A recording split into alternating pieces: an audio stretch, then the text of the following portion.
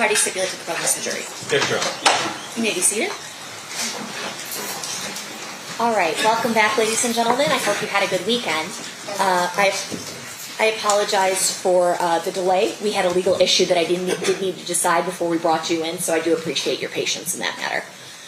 There's a limiting instruction that I need to read to you, and then we're going to resume with Mr. Dorsey's testimony. You are instructed that any testimony and or evidence introduced about any unrelated shootings and or murders is not admitted and should not be considered by you for propensity or any other purposes. It is admitted only for the purpose of motive, intent, or to establish the credibility of defendant's statements. All right, Mr. DiGiacomo, Mr. Dorsey has already been sworn, and so you may proceed. Thank you. Mr. Dorsey, in that first portion, the first 35-17, we're about to get back to it. Let me ask you this. After 2019, did you become aware that Mr. Davis published a book? Yes. Did you read the book? I did. Were there historical facts he provided you in 2017 that were included within that book? Yes, there were biographical facts from his childhood. They were in both. And do you recall what those various biographical background? If you could tell the ladies and gentlemen. Sure. One of the stories was how his first time hanging out with the Crips when he was 9 years old, and he was shooting dice, and his dad drove by and saw him and ended up, punishing him for that.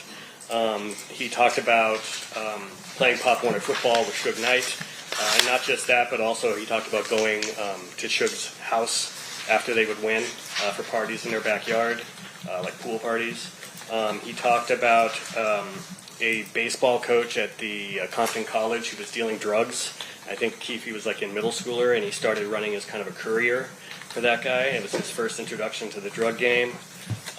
He talked about being in the Upward Bound program at UCLA, and there may have been one other detail in there, but all details that I've only ever heard in that interview and read in his book. So I conclude that the author could have only gotten those from him.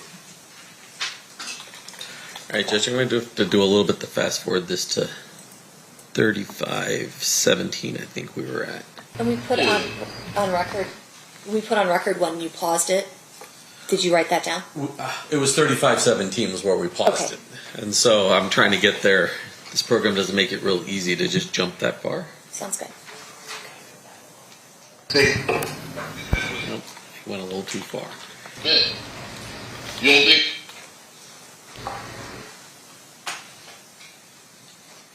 Man, my boy Dick was rolling up, he's going to the club tonight, rolling up weed in the neighborhood. So here's the problem. I guess they was. Sorry, Judge, the transcript won't come up if I don't start it at 17. Start it over? I'm not starting it over. I just have to roll from here to wherever we're going. Okay. So I'm just going to have to guess, and hopefully we're close. No, we had ran into him at the House of Blues. Sorry. One more time here. We may just have to listen to a little bit more than we...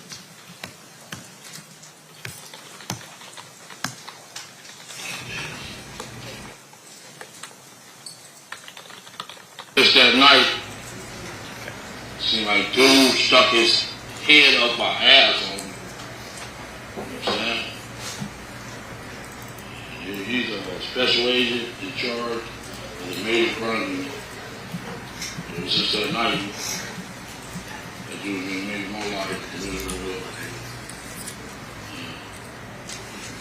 You know, I did a bottle and a half. He came up there at least 10 times. I'm going to stop this. Before his interview in 2017, had you ever heard of Special Agent Holiday? I don't think so. I don't remember hearing much about the federal investigations into him. That was new information to me.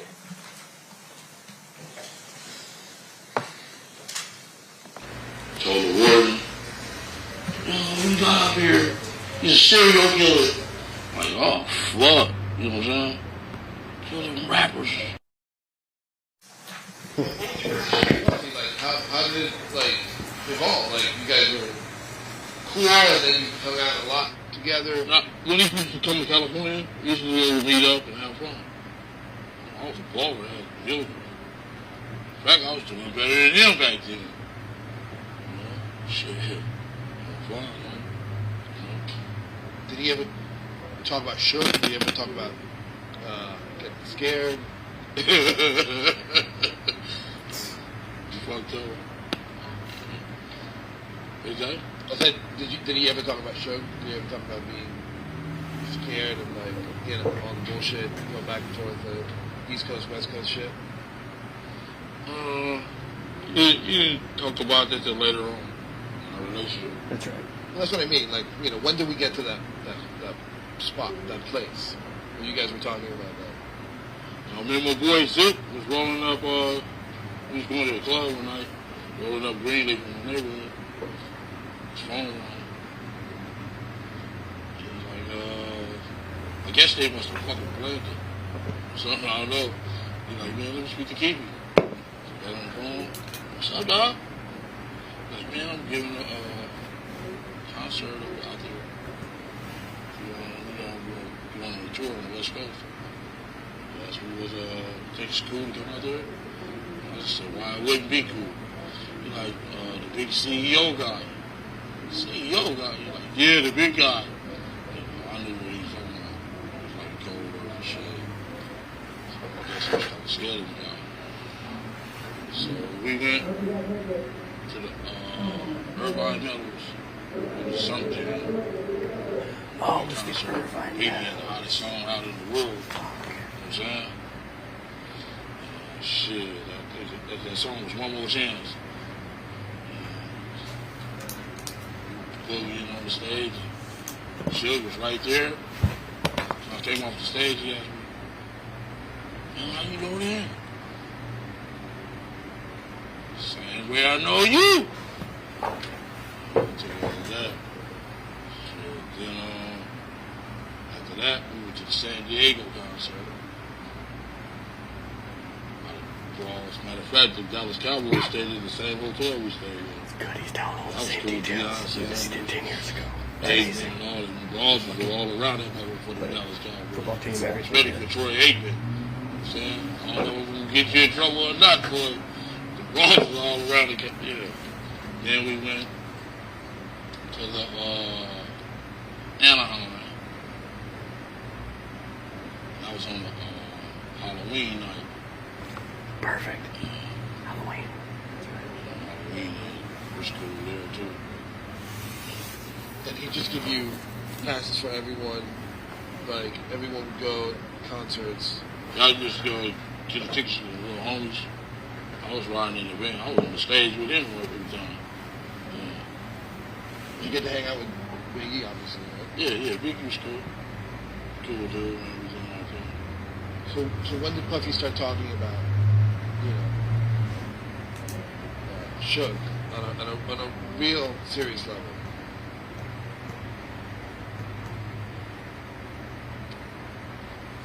You was back there?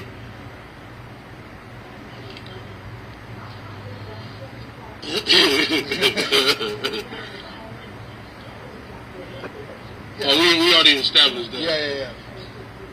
You know, what'd you say? I said, when did he start talking about Suge, like on a real serious level? Puffy. Oh, being scared of shit? Well, or doing something more than that.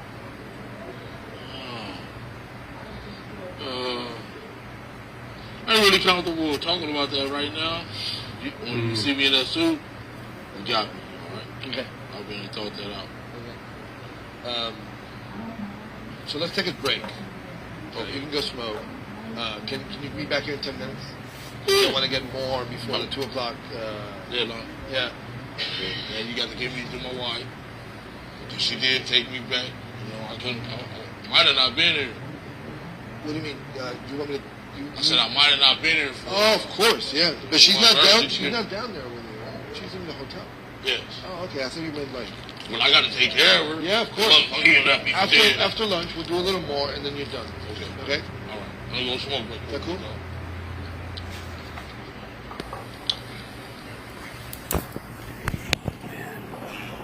Fans is watching. Fans is watching.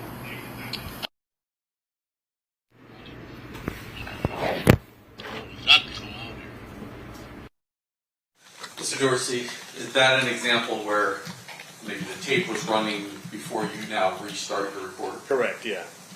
And that is 3532, Judge. Okay. Get rid of this problem. Can you tell me what he told you? Like his exact words? Do you remember? We're going to do that on the next one. I have that pretty soon on. All right? All right. Hold on. So, say it in your own words then, not his words. What did he ask you to do? So say it in your own words then, not his words. What did he want? I definitely want to get rid of them dudes, his problems. Want to get rid of his problems. Yeah. And who were his problems? CEO, the big guy. Yeah. And when did? Because you said hit him up was a big deal for him, right? Like that was Tupac too. Man, that was totally disrespect. You don't think so? Yeah, I told you. Yeah. Yeah. I mean, I think he even said something about us. To me, he didn't say our name, but he said whoever down with him, fuck them too. I'm like, damn. and you guys were cool with that, with helping him. No, we had ran into him at the House of Blues. This is Pop. Ran into him at the House of Blues. Him and the guy Big Sight, the Outlaws. And he had just made that record. Long Beach and Rose band. So one of the homies went up here and Shut the fuck up. put him in a little thing right here to say, man, you know what the fuck that mean? Long Beach and Rose band? He's like, no, I'm just rapping. And Sight like, yeah, he's just rapping, man. He don't know nothing about that stamp of blood, motherfucker. Stop, brother. So he was kind of scared that night. You know what I'm saying? And we go out in the parking lot and whoop about 5 motherfuckers' asses. You know what I'm saying? And got into it with some dudes out there in the parking lot. And he's seeing that shit. He's like, yo, them dudes ain't no joke. Sorry about that, guys. So how much did Puffy offer you? How much did Puff offer you? Wayne's gonna give the green light, right?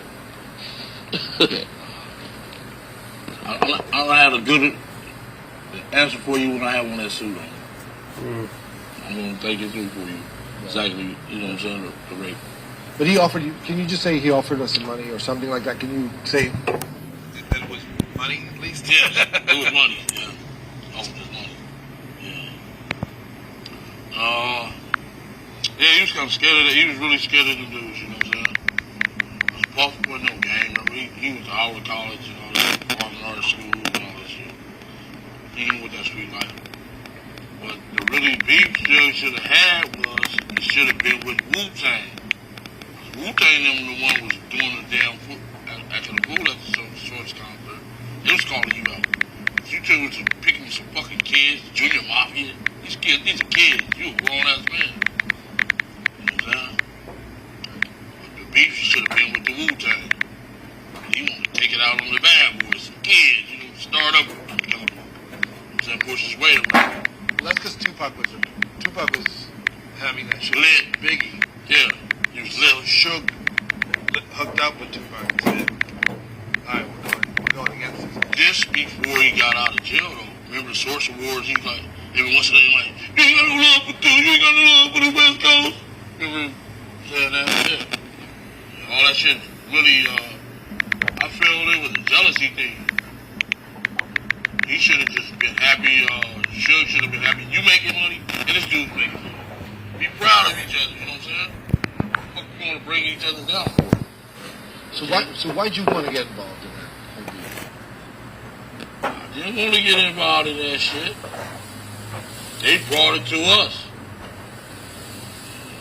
Bring something to the gangsters. I told you that earlier. It's a cap pill.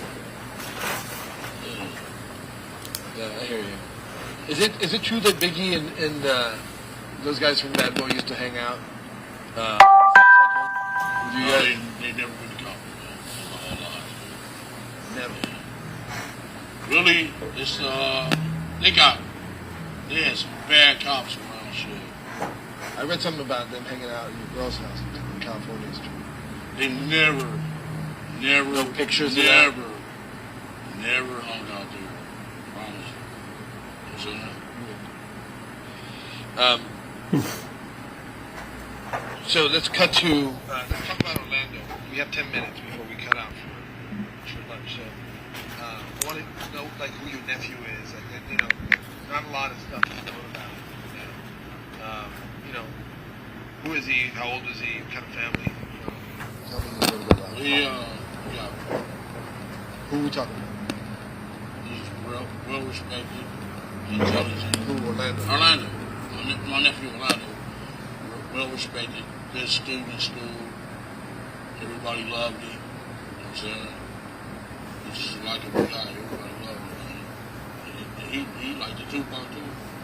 You know, a lot of these. So what got him involved in gang life? Okay. Yeah, was he involved in gang life at all? He wasn't no gang. Yeah, that's cool. Told you there's a difference between a gangster and a gang.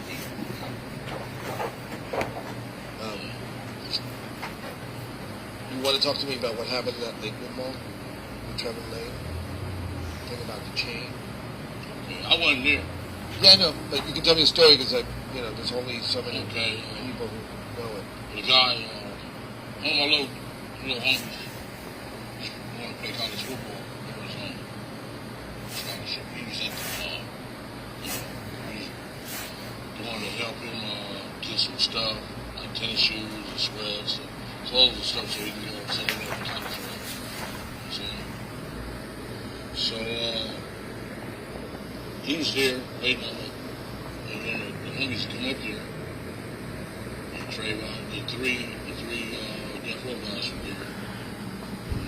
I guess they was mad dog, you talking shit to him and shit like that. Shit. But some homies came to the door, he seen them. Nice. First thing he did was sock the dude and snatched his chain. I never snatched that guy's chain. Never. Marcus snatched his chain. Chains wasn't worth fucking but $300. Petty ass bullshit ass chain. Just smashed a little fucking what's the name like this. That fucking chain, talking about this bounty and the punk ass chain. Yeah. There's a bounty on it. Man, that little punk ass chains on me, come on. So he didn't do it. Orlando did not snatch that man's chain. So why is it that Tupac then saw him and said, that's the guy who snatched my chain? All this stuff was building up. It just went from the mall. One day we was on Sunset. Shook pulled up in this Rolls Royce. Him, Snoop Dogg was in the black one. Tupac was in the white one. I think we was at the Roxy. I was where we went there. And they pulled up in their Rolls Royces. This ball, 30, 40 clips out there. And listen, he got that DVD. Oh shit. Jumped out his car talking to me. Sure, you like, is it cracking up here? Like, no, dog. He said, oh, well, Paradise is cracking. It's a club right there on Hyatt in Santa Monica. Going around there. Shit, when we hit that street there on Santa Monica, some dudes just started shooting. Shot up Sugar's Rolls Royce to the red dot while it was laying in the street. I guess he figured that we was behind that too, you know what I'm saying? We was with you, or whatever with you, you know? It's all kind of little different angles on that shit. It just went from there. So talk to me about, because I'm really interested in knowing about that a little more. Like, how does the gang stuff feature into the story? Like, how was it building? Is I guess what my question is. Like, the mall thing, what you just told me about Suge. What else? What else was like building up? We seen them brawls at Little Park, little club on Santa Monica in Robertson. And them brawls just talking shit. And we just kind of pushed them around. We didn't beat their ass, man. Let them know. get it fucked up. And this town has always been our town. The Crips. They know they outnumbered. You know what I'm saying? 'Cause I just left the state prison. And I was a MAC rep up there. There's 51 Crips, 4 Bloods. You know what I'm saying? So they know they outnumber and they can't win out here. Crips are more dominant than they are. And they know that. But what made it kind of tense? Because, you know, before death row, there was always tension, right? Between Crips and Bloods? Yeah. Yeah, our neighborhood's always been into it. Because we on the same side of town. You know what I'm saying? Like the Ludus Park, Mob, and Hams. They go against the boys on the laundry. You know what I'm saying? But we always been dominant over there, you know what I'm saying? It's like, that's why I don't understand Chris Brown, Justin Bieber, and what's the other dude name? What's the tall, skinny guy that came in Compton the other week? What's that tall dude name? Came to Fruit Town. Lamar? No. What's his name? You on that Love and Hollywood show.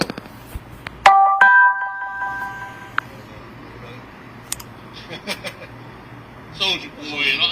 You don't understand? You get in trouble out here, go to that state prison, Crips is gonna rape y'all. Justin Bieber, Chris Brown, you know what I'm saying? Y'all tripping on me. Yo, but I'm just trying to understand what happened back then. Back then, was it that they got cocky? Is that what happened? Because they were with Suge? Hmm? Is it that they got cocky? Is that what happened? Because they were with Suge? I guess money get you cocky. I guess money get you cocky. You know what I'm saying?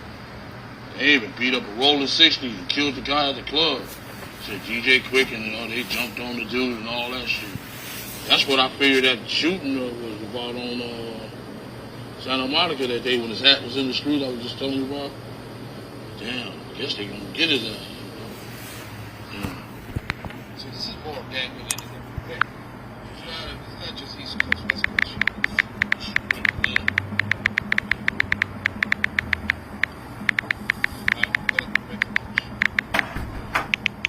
I can't tell you really behind it all. You know what I'm saying? Because it's some mafia shit, man.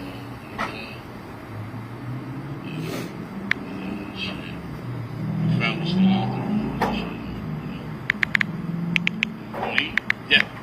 Yeah. Some of that shit out. Okay, no, I'll be right there.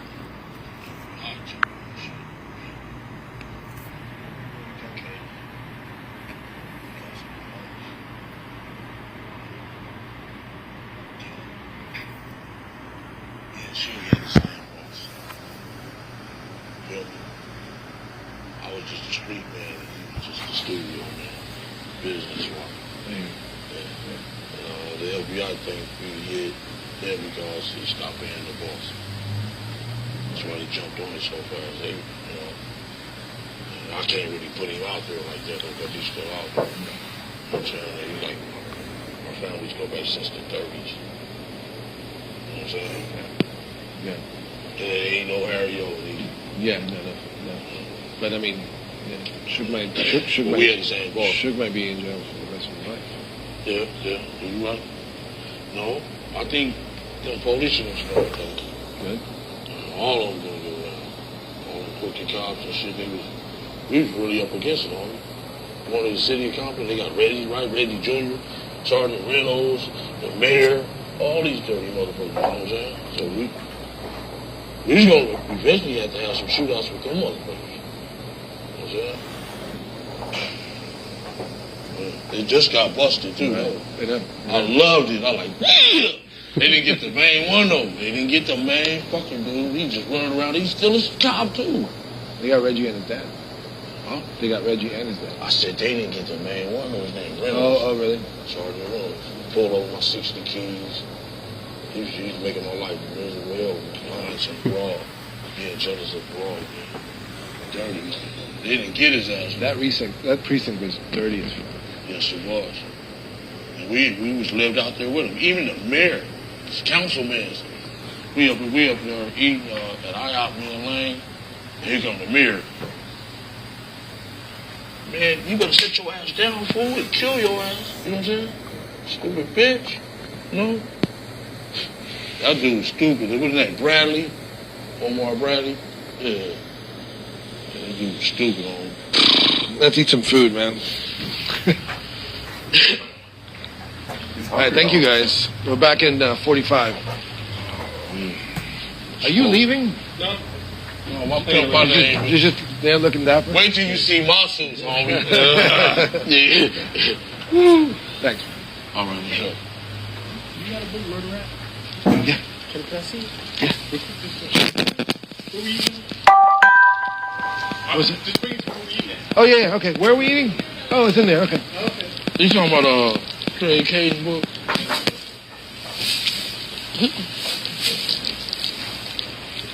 Okay. Yeah.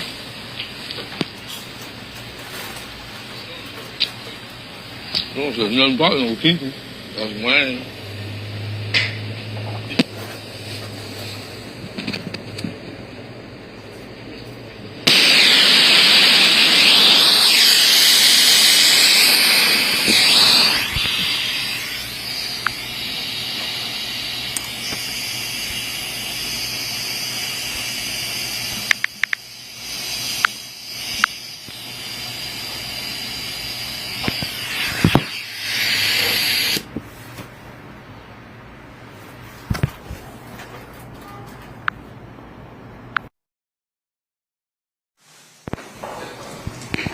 Yeah. Went to the liquor bank. Bought us a game, Clue Styles, and Once again, Mr. Dorsey, and that's around 52 minutes. There's a break where you missed some of the transcript. What the transcript shows. Yes. I'm very honest. To go back and drink and shit. Go back and party. After the fight and shit. And then what happened? What is that? Then what happened? Then I'll tell you that when I get on my suit. Oh, come on. You can tell me a little bit. Just, What's that? you know, tell me a little bit of, you know, I mean, this is why we're here. We want to hear the true story of what happened that night. So. Yeah. Wayne, we need your permission. Well, I mean, he's ready to do it. Yeah. What? I don't know if he's ready. He's not ready to do it. You guys want to talk? Yeah, I want to talk about that one later. You want to go to the aftermath? Yeah, can you talk about, before the aftermath, can you talk about that, like, generally, just to give me something to work with? And then we can do it again in more detail. Yeah, like a summary. Well, let me consult with him. Yeah, go. Okay. That's okay.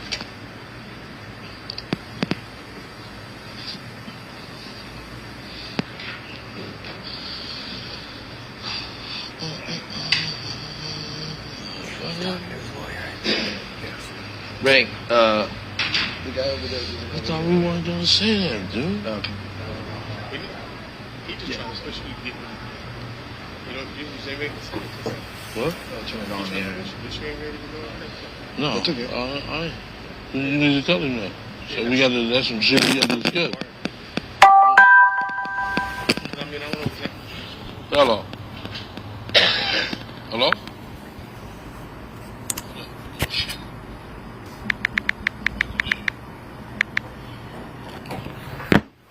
Where you about to go? Huh? All right, I'll be through there. Yeah. Yeah, of course. Is that in my pocket? Just tell him come here for a minute.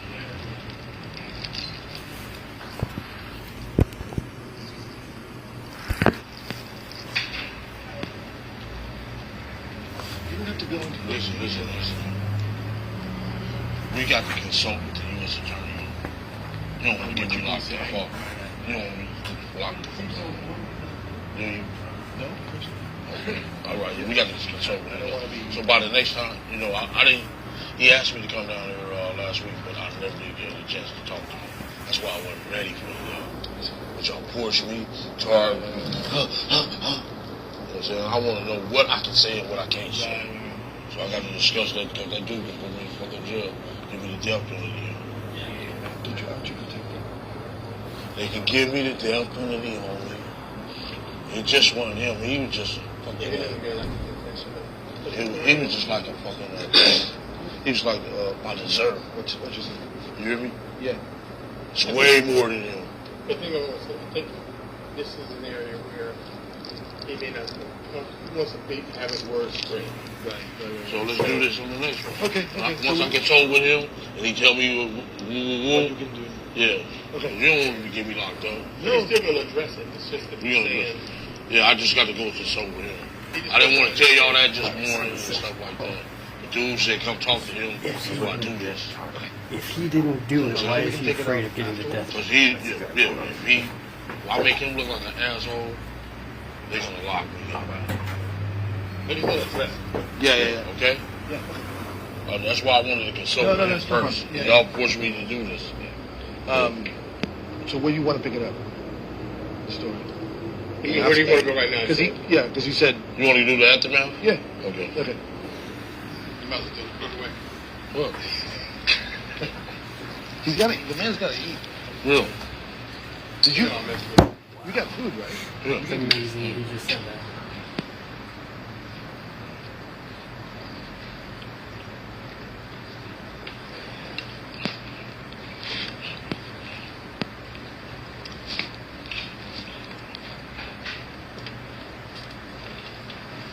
All right, so we're gonna take this.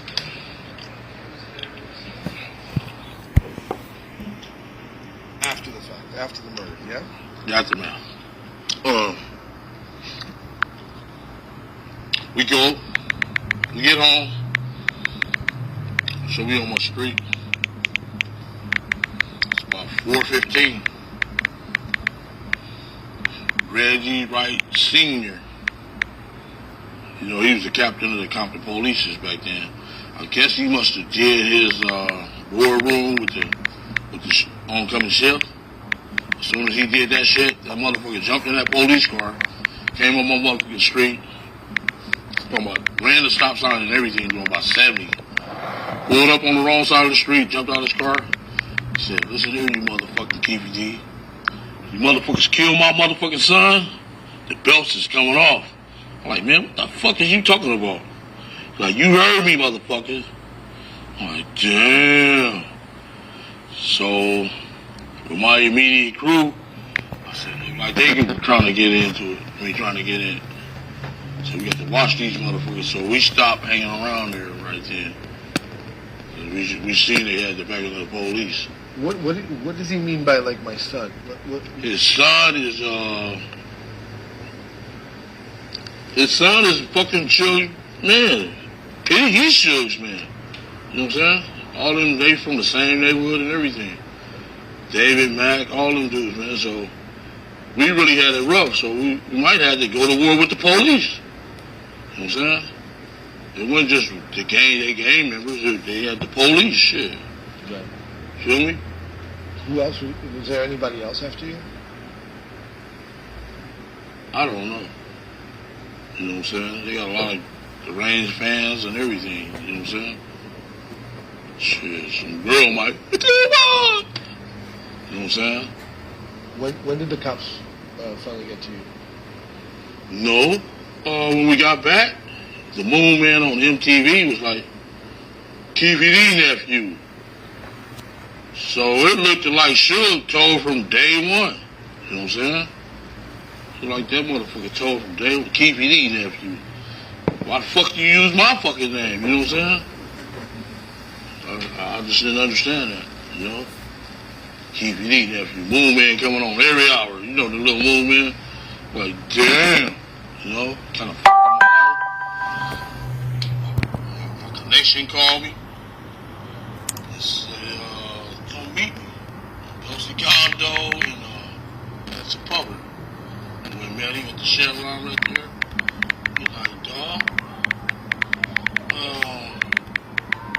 going to jail. I said, what? He said, yeah, y'all going to jail, homie. I'm like, no, homie. He like, man, I'm out of here. I ain't seen that motherfucker since that day, So, I kind of hate I met Puff. Something destroyed my life. Now these super rich motherfucker ain't even sent me a pair of Sean John drawers or nothing, you know what I'm saying? God damn. Or a noodle while I was in jail. You know what I'm saying? Just left me for dead out here. You know what I'm saying? And that ain't the way fucking, you know what I'm saying? That ain't the way the game go. You know? Shit. Had your back, you ain't have my back, though. You know? Yeah. When did you talk to police? What's that? You gave them a statement at some point, right? I gave them a statement? Yeah. No. No? No. Well, I mean, the proffer deal is a statement, no? Yeah. Dun, dun, dun, dun. What's up, man? You just ain't gonna say nothing back there? I don't have to. You already know what the situation is. Yeah. This is part of the same thing. It's like, You think you just said you just I'm gonna just saying, sit at back some there? point you did talk to police. Is that not true? I think that's what he Was that? said.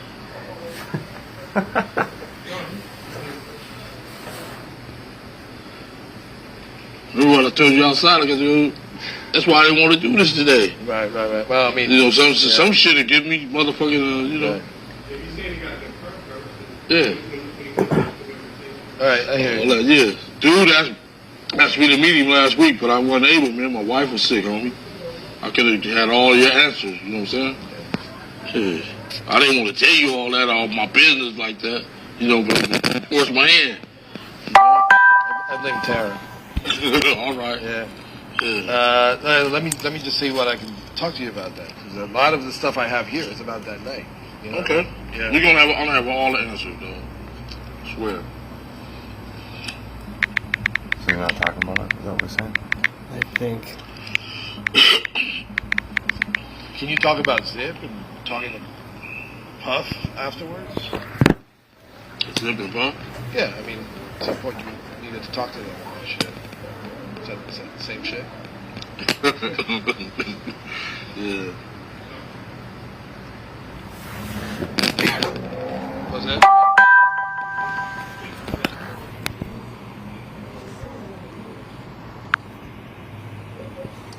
Well, did you, so after that happened, did you get in contact with Zip? Puffy? Me and Zip was together. He was with us at the point. No, I mean, and afterwards you didn't see him. Like, you didn't come back to LA with him, did you? Did he? You did? Yeah. Oh, We went up to Wingstop, Wings, LA Wings right there on the 3rd and the bread. Right there on the side with Pink's, you know what Pink's is? Oh, They got a LA Wingstop right there on the he side. was Zip. Yeah. It was Beverly though, or what did you Melrose. talk about? All kind of shit. Money. Can we do something? Yeah, so that we don't waste our time, can we do something where you can talk to me and then you can get approval? You get approval whether we use it or not? Because otherwise, We only can answer 3 questions on it. I only go into full detail with you and everything on it. no, you don't have to do. Once I get the green light where Right. I'm covered, you know what I'm saying? Because I can't make them look like a goddamn asshole downtown. Them motherfuckers is powerful. You just got no time, what I'm saying? You trying to have that down the club, you know what I'm saying? I'm a little peon, you know what I'm saying? Shit. These some dudes are powerful, dude. You know what I'm saying? Can you talk about Orlando afterwards? Because he makes fucking statements. What is it? Because I'm a genius. I don't have the actual Transcripts. transcript. I just know that he was bragging about it. No. That's against the code, homie. Hell no. Hell no. I never heard him brag or nothing. Man, not out of brag. You know what I'm saying? No. It's So how did you guys lay low afterwards? What you guys do? You want to know the truth? We didn't lay low. We was, after they asked, Mr. Man laid low. He the one who flew out to the Caribbean and shit. But we it's mafia shit, man. Yeah, don't, we didn't lay low. We had to stay sharp, man, because we had to watch out for the police, had to watch out for them, you know what I'm saying? Yeah, we didn't lay low. What's he talking about? The So mafia? I think this you can answer. Why didn't they bring up any charges against Orlando? Because they couldn't prove it. Give it to me in a complete sentence. Why they didn't bring him to charges? Because I know they couldn't prove it. Did they talk to him? Yeah, they raided everybody else. I think it was October the 7th or something like that. Raided everybody else. Just so happened, one of my homies, he's a grease trap guy. They pick up the old cooking grease. He came, knocked on my door about 4 o'clock in the morning, 5 o'clock. Said, Keffe D, the FBI, and about 100 police is up at the donut shop. I told him, wait 1 minute. I grabbed my shoes, I put on my pants, grabbed my shoes and shirt and stuff, left my car and everything. I jumped in the truck with him, told him to drop me off at the Metro Rail. I missed the raid by 5 minutes. Huh. Otherwise, they would have got me. Did he say somebody tipped him off? Mm-hmm. So Who let's go was back it? to Orlando, because he passed away, unfortunately. So Yeah. maybe you can talk about what he did that day without mentioning you. Is that something you feel comfortable doing? Oh. Because you can't implicate him. He's dead. There's nothing that can happen. What's that? Can you talk about what Orlando did that night I just The texted night in Vegas? Yeah. Without mentioning you at all? Just talk He about went to him. the hospital. He went to the hospital to get his shoulder fixed and stuff like that. No, but I'm talking about before that. We got to consult. There's 3 questions that stuck on. I got to go consult with this man because I'm just saying he's not. There's nothing. Wayne's a lawyer. Wayne, can you confirm that? Can he talk Can't about Orlando confirm without mentioning his name? Without mentioning Keffe's name? That's what I asked Mario. I said, see if he'll talk. What does he know about what Orlando did that night without including himself in that? Do you know what I mean? Mm-hmm. Okay. Because Orlando's So, dead. Been dead almost 20 years. Mm-hmm. Did Orlando go after Tupac that night after the fight?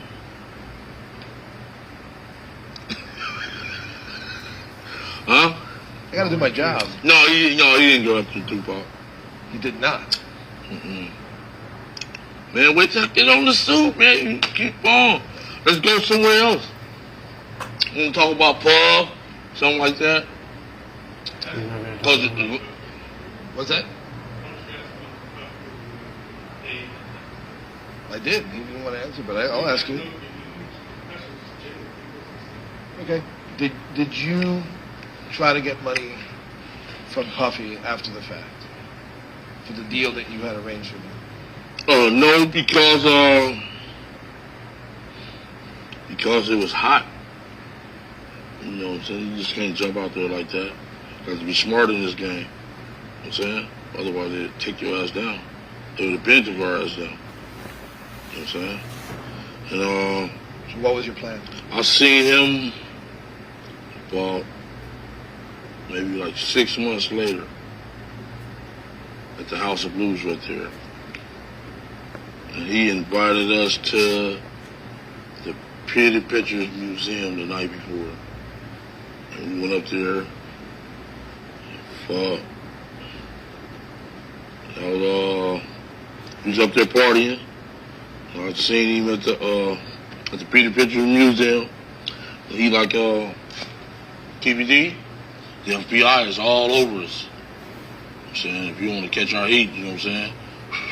Said they up in this party right now. I'm like, for real? He like, yeah. So that's why I didn't understand how the fuck Biggie can get killed. You know what I'm saying?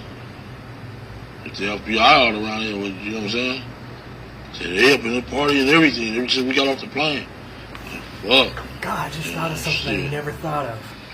So we'll talk about Biggie in a second, but did you ask him for? That's why there's the no money way that Keffe and the he owed you? Southside Crips killed Biggie.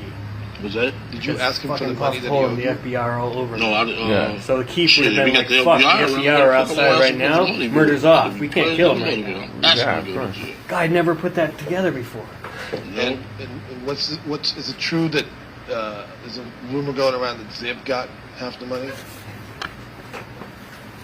That's what the FBI said. Say it again, because I don't. That's what the FBI said. That Zip got the money. Do you believe it? They's a motherfucker.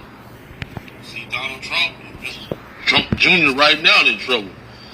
And about fucking emails and shit. He a motherfucker. You know he a motherfucker. Did you talk to Zip about the money? No, yeah, man. As soon as I left, I told you that, man, Ted Holiday had his head up my ass on me. I still got invoice from him. You know what I'm saying? Shit, that dude's a motherfucker.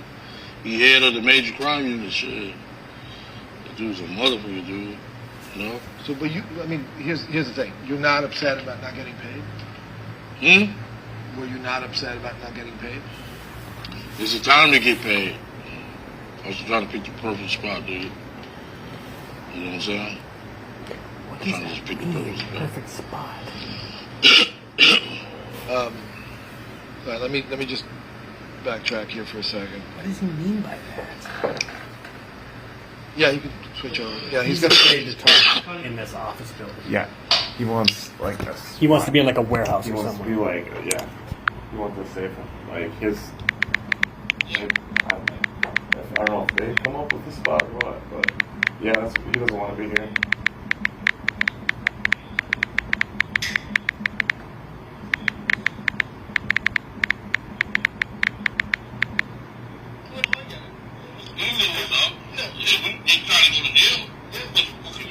Right? What you gonna do with some money in here? Right. No, I mean, because you were saying, like, yeah, I didn't do it then, I didn't do it then. I just want to make sure that, you know, I want to know where your head's at. You had a plan. I am a kingpin Right. that was making more money than Paul than we were then. You're picking your spots, too. Yes. Right. Being I smart. hear you. Playing my cards right. Yeah.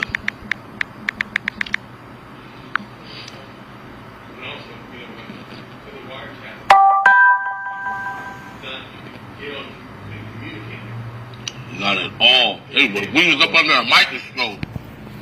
You know what I'm saying? They got crooked ass Compton police feeding these dudes downtown all the information. You don't understand, homie. Y'all need to be on our fucking side, homie. You know what I'm saying? Everybody on Tupac's side and all these other dudes' side, they should be on our fucking side. We the one was catching it.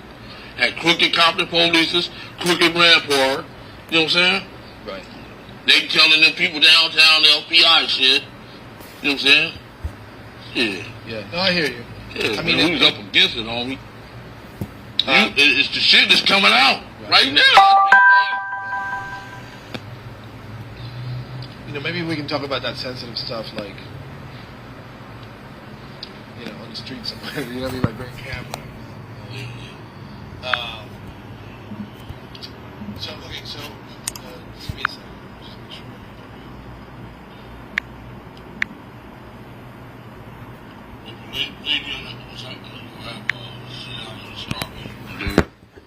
Yeah. Go over everything. Yeah, that's all good. And he gonna give me the green light. Right. Say yes or no. Is it true that you went to the that Hollywood Walk of Fame ceremony for Puffy? Huh? Where you heard that from?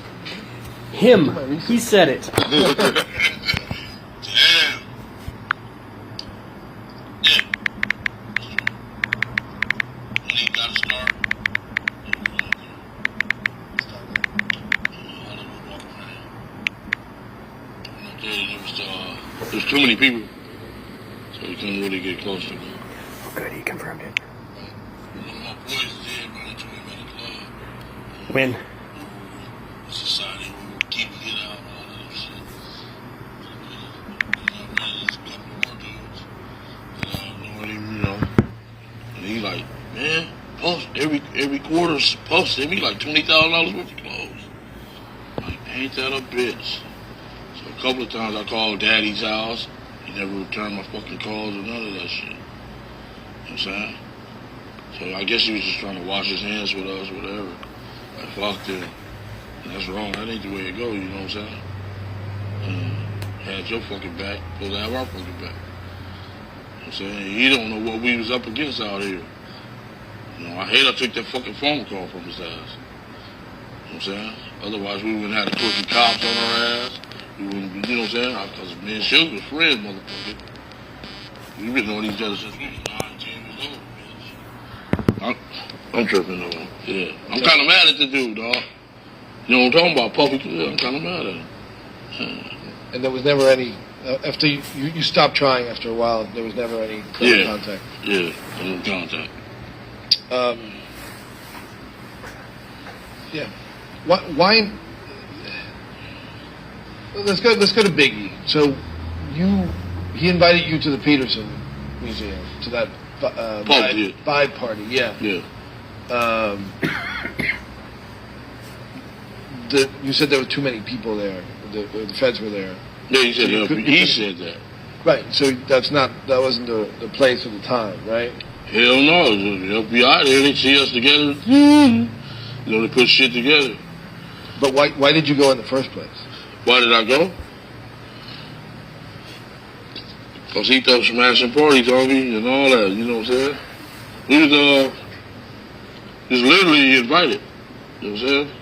They kind of needed us. They should have kept us. You know, because probably still be alive today. You know what I'm saying? Instead of talking about the FBI around, I guess you were scared of us. I don't know. The FBI around. I guess the FBI was going to protect him, but it don't look like they protected him because he did. You know? Then 2-3 days later, Sergeant Reynolds pulled up talking about, we killed Biggie. Oh, you know what I'm saying? Call the people downtown, crooked cops, man. That's some bullshit, you know? Yeah. So can you tell me definitively that you had nothing to do with Biggie's murder?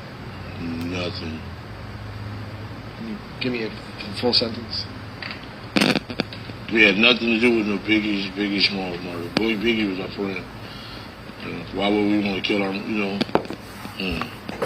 Why do you think people thought that? Because of the money and all this old shit. And then the crooked cops just alligated the other day superior's head. You know what I'm saying? Some bullshit. They know they did that shit. You know what I'm saying? So they telling the people downtown, the FBI friends, of course to get the heat up off them. Yeah, man, we was up against it, on. The mayor, even the mayor was against us. I hear you. And when you say the money, you mean the money that was owed from Puffy? Yeah. Can you say that? Well, the money that was owed from Puffy. Yeah. That's why people thought that you killed Biggie. Yeah, that's why they thought you killed Biggie, yeah. You didn't kill no Biggie, though. So why did you agree to tell your story after all these years? I agreed to tell my story? Yeah, to us. I mean, I know why you told your story to police. Saved my fucking life. And I was really facing the death penalty. You know? And I just didn't save my life, I saved my whole crew life. You know what I'm saying? They just would have put down like 48 indictments. All my big hitters, all my homies, all my family, even the plugs, even the Colombians. You know what I'm saying? Shit. They had our ass, dog. You know what I'm saying? So, shit. Dude said he was from D.C. Then they used the psychology game on me. You know what I'm saying? Shit. That's how they got me, you know? And to us, why did you want to tell that story to us? because I felt we was betrayed.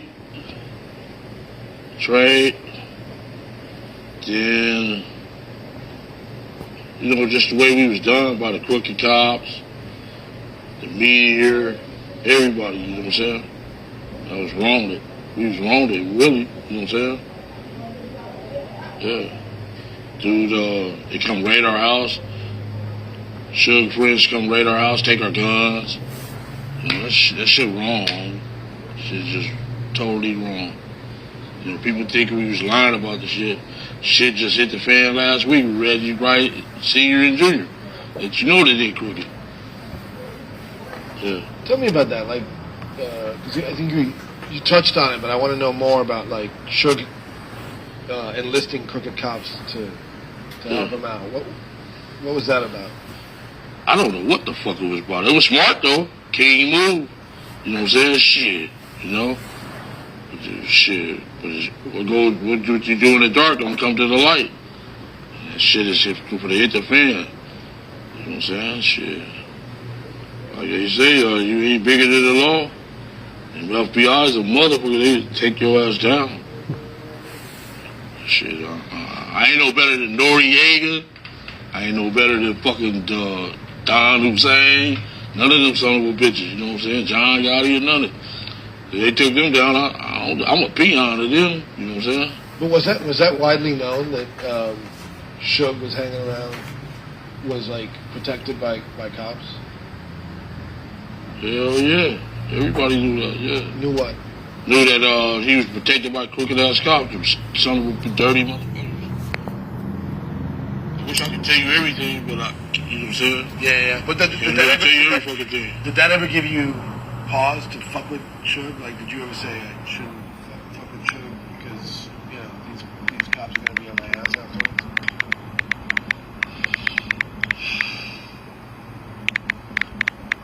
You know, I'm more down with my nephew than I am down with Suge. Fuck Suge, before it's coming to that. My family, I'm his uncle. I'm here to protect him. You know what I'm saying? And all that.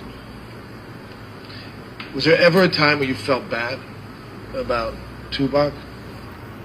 Was it every time I felt bad about it? Yeah. I wish it never happened. I lost my plug. You know what I'm saying? Colombian boy left. Went back to Bogota. Shit, you know what I'm saying?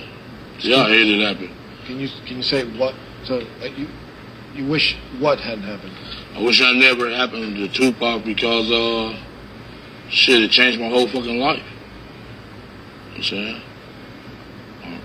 saying? My plug that I was making all them hundreds of millions with, fucking went to Bogota left. You know what I'm saying? He didn't want to get caught up in our bullshit.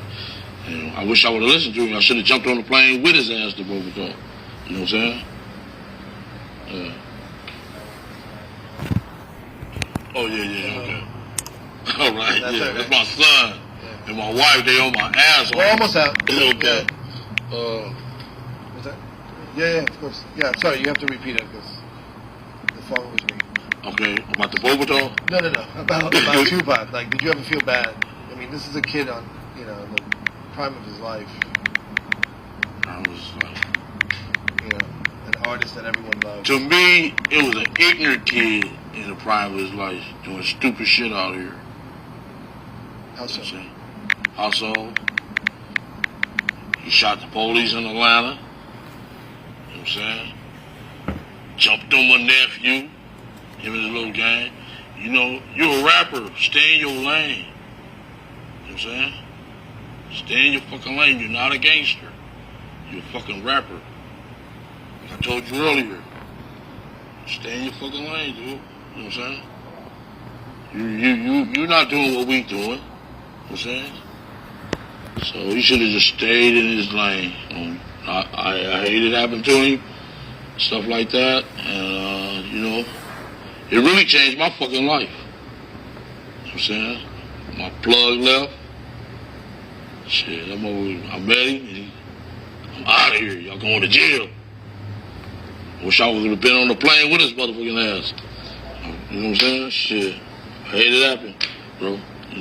If Tupac had not gotten that had not gotten involved with your nephew in the lobby of the MGM, would he still be alive? I don't know. He ignorant. Some motherfucker, you know what I'm saying? The dude's, you know what I'm saying? I guess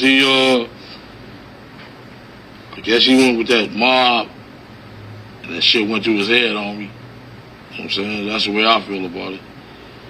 Shit went through his head. And shit, he's ignorant, so he run into a lot of problems. How they were trying to be a gang member. You know what I'm saying? But see, in our community, we try to get up out the gang life. Like try to play sports, rap, stuff like that. Try to get up out the gang life. Our motive is to get up out the gang life. Get us a home. Get us a family. These motherfuckers nowadays is got millions of dollars enjoying their fucking game. That shit is backwards. You know what I'm saying? Shit is backwards. Chris Brown, Soulja Boy, Justin Bieber, better listen. You know what I'm saying? You got all that money, get away from this bullshit. Because all it leads to is death, penitentiary, and heartaches for your family. You know what I'm saying? People out here, we grew up in this shit. You guys from another town, dude, you need to leave that shit alone.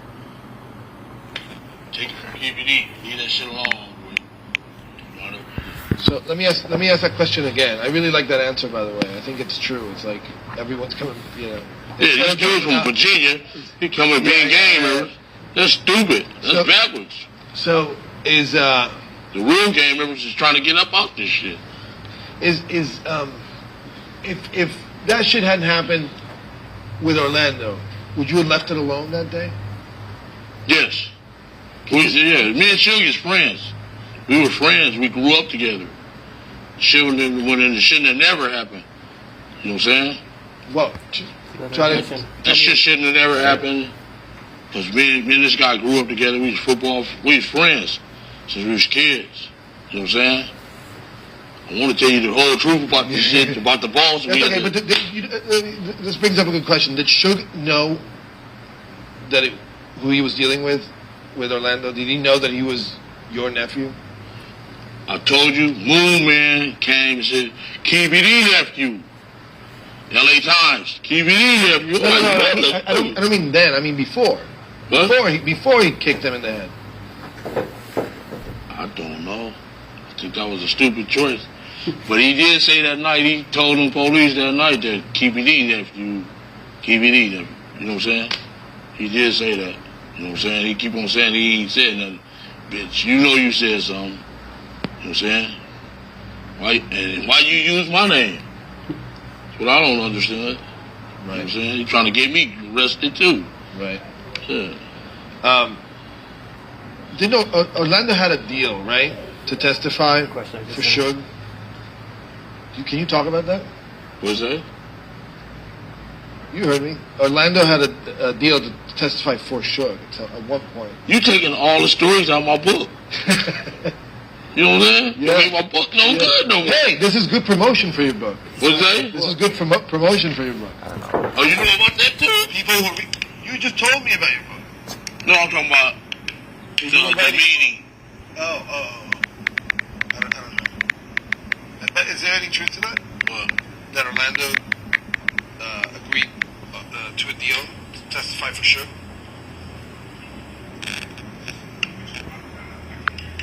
Okay, all right, something. What's that? We not gonna go to that one. Okay. I'm gonna save me something for my motherfucking book. Goddamn, no surprises. Hey, homie, yeah. You did your work though. Right? I see. Well, next time we talk, I'm gonna drill you on those. There's no. All right. There's no escaping it. Nora, are we good? Do you have anything?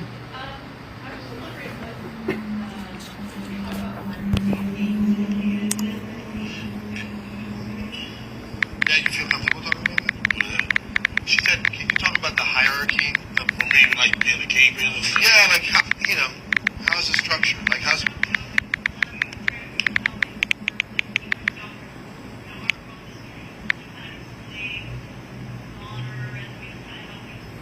codes. Yeah. You look at me, don't look at him. Okay. Like the codes of the street. Our gang is built through respect and the work you put in.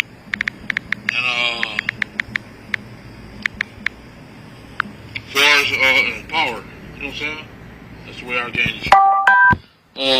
You got Can I ask the about double OGs, like the big OGs, because they moved on over OBGs, BGs, and the TGs.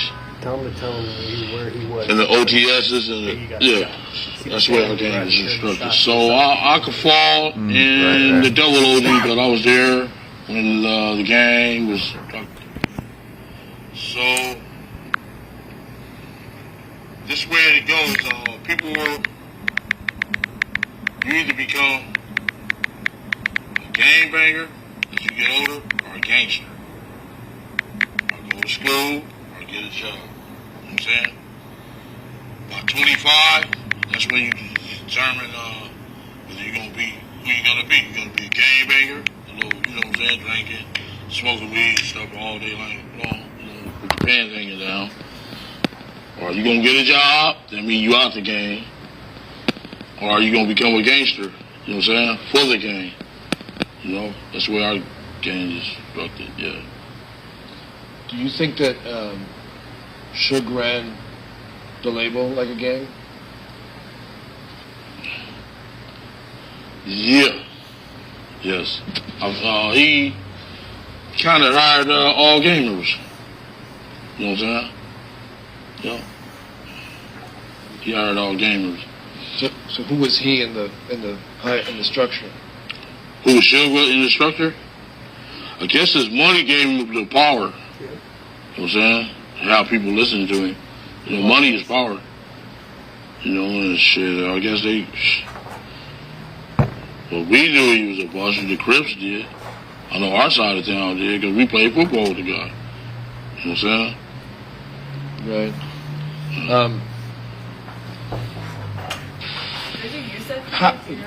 I want to go back to the Biggie night. Where were you, and how did you hear that Biggie had died? Your phone's ringing. We're almost done. I got That's wifey. Yeah, she on me. Just 5 more minutes, I promise. Okay. Where were you, and how did you hear that Biggie had died? I was under the parking garage, and everybody ran back up under the parking garage and said, "They just killed Biggie! They just killed Biggie!" I'm like, "What?" I'm like, damn, that was fucked up. By then, all the LAPDs was there, and I was waiting on my car to get valeted up out of there and shit. Valeted up out of there. Then 3 days later, Cass Compton police and crooked motherfuckers pulled nephew over and said, "You guys killed Biggie too?" I'm like, "Oh no, this is some bullshit." You know what I'm saying? Some bullshit. They run down there. They just played dirty pool with us, dog. You know what I'm saying? I was really like a fall guy. To me, fucked over me, man. It fucked over my life. But they cleared you, right? I mean, you're not... My life been fucked over ever since, homie. You just don't understand, dude. And I still gotta watch people. You know what I'm saying? To me, they violated my civil rights, my everything, dude. You know what I'm saying? Did you suspect that somebody was casing the party, Bad Boy? Casing the party? Yeah. You heard about that? Well, you a motherfucker. Yeah, you did your little work. Yeah, they was up there. The Bloods was there. They came up there. I told Puff, you know what I'm saying? I said, y'all be careful. The niggas is up here. They're like, all right. And sure enough, it went down. Yeah, sad. You know, they come up here and get ate up out of it's a zoo out here, a jungle. Y'all coming from that little punk ass town that's bored of shit. Eat your ass up out here, boys. It's gorillas. I mean, this shit is lions and tigers and bears. Did you? They will eat up the week out here. Oh, I know. Yeah. Did you? How'd you feel about Biggie dying since you knew him personally? Oh, they kind of fucked me up. You know what I'm saying? They What fucked did? me up. They when Biggie got killed, kind of fucked me up. I was sad behind it, everything, man. It was fucked up behind it. Then these bullshit ass cops gonna put that out in the media like we did that bullshit just to get the heat up off their ass. You know what I'm saying? But it's all gonna come out. It's coming out every day, homeboy. Believe me. Yeah. All right, brother. I'm gonna set you. And let my wife get me. All right. Oh, wait. Just sit here for 20 seconds with no sound. So don't make any sound. You just gotta record the tone of the room.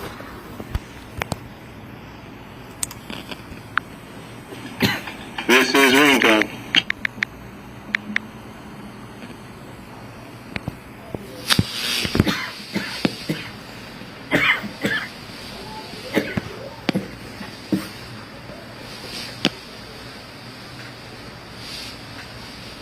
In ringtone. Okay, thanks, man. Oh. Oh yeah, that's a good start. Because our street. Wait, stay there. Yeah, sit back. Just do this question real quick.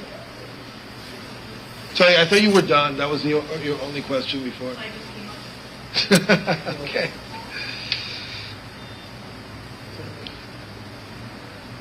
So why Baby Lane? Why did it be called Baby Lane? Why was Orlando? Yeah, tell me that.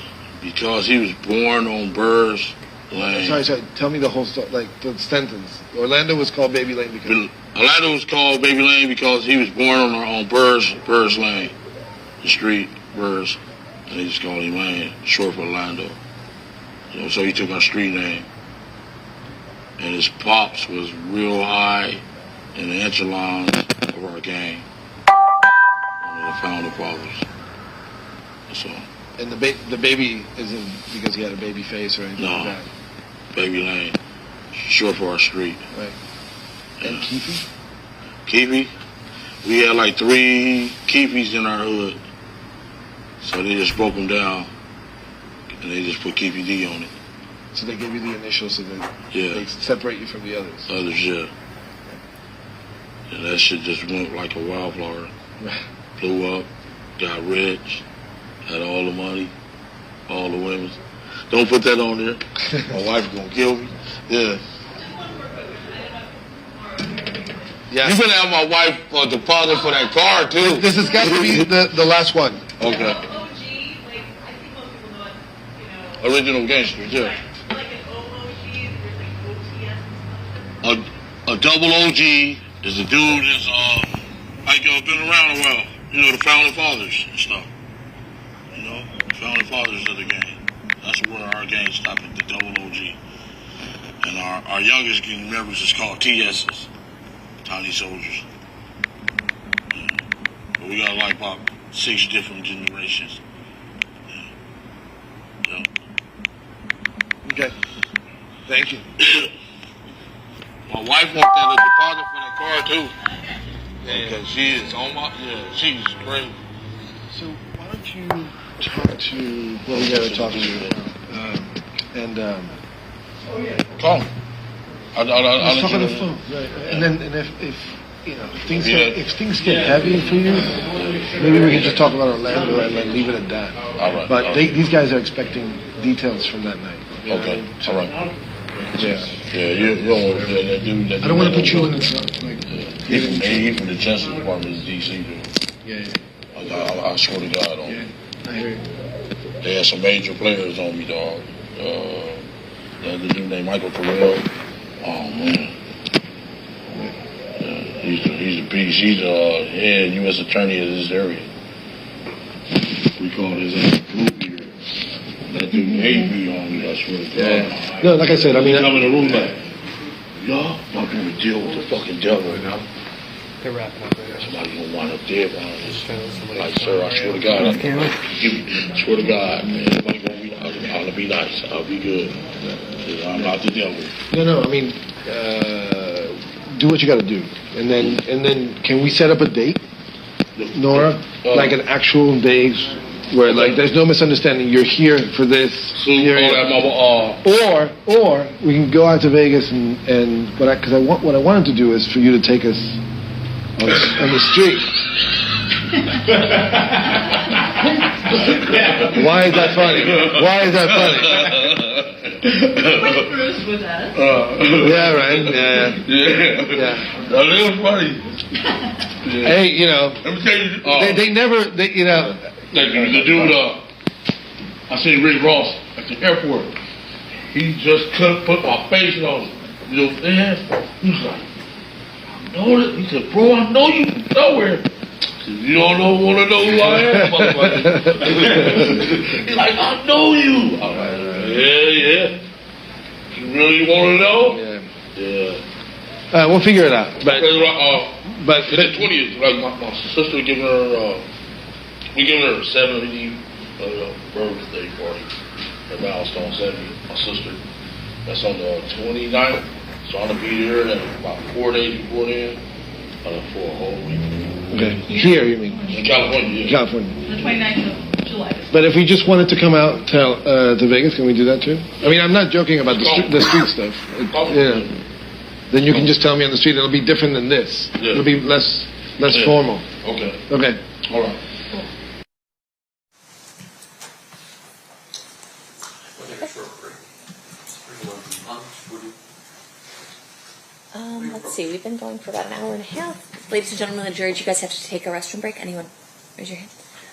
Okay. If you want to just do maybe another half hour and then we'll take our lunch break? Okay, perfect.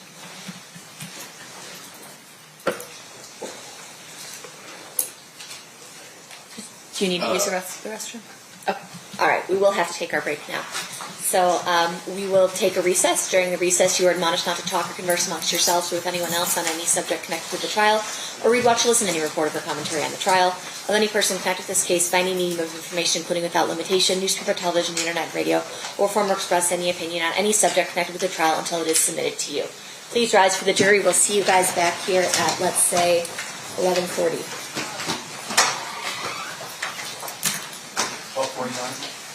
11:40?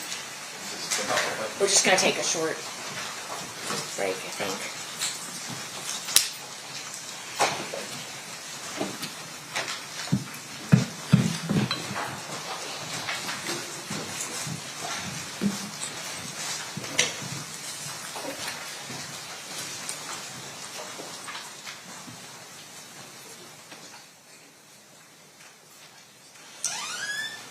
For the record, the jury has exited the room. When we get back, we can do another 30, 45 minutes or so. We have lunch coming somewhere around noon, so if we were to break now, I don't know if we have enough time to eat. Yes, ma'am. All right, we'll be in recess? Sure. Okay.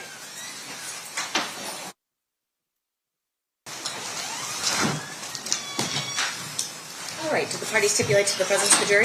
Yes, Your Honor. Yes, sir. You may be seated. We need to get the witness. Where's Mr. Dorsey? I assume he's still back there with your Okay. judgment?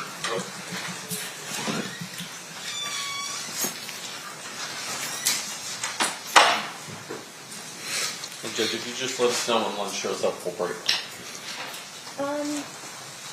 Let's do about 40, 45 minutes. Okay.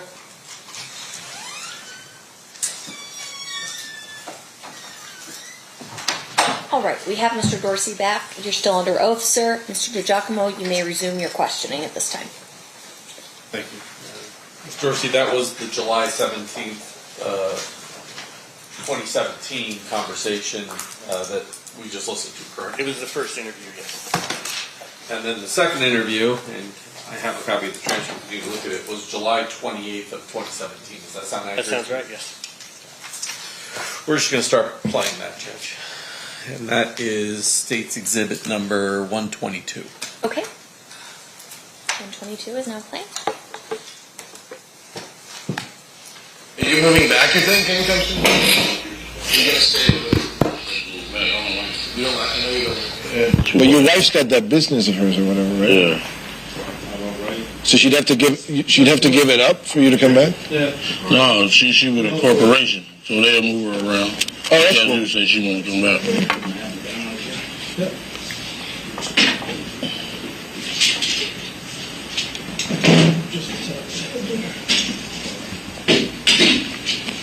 Looks good. I mean, I see a white man in the background. Other than that, I'm gonna get out of here soon. yeah. Actually, I see a white man's torso in the background. Sorry to hear that. I won't be here long. Where's Tara? What's that? Where's Tara? Who's what? Where's Tara? Tara? Yeah. I don't know. I haven't seen her today. See the head. You said she called me and told me that you called her this morning, but I don't think she's in the office actually. Chief, you mind looking up? Look at Mario for 1 second. I just want to make sure your background looks good. We'll be in business. You're going to be looking at me the whole time, so. So Dave, I think it's hitting the whole thing. We want to raise it up and down.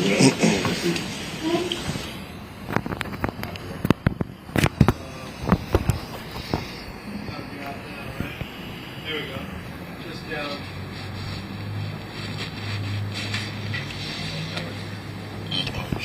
Slay the shoulders, right? Try. Hey, Eric. Yeah. Oh, well, do this first. What the hell's happening over there?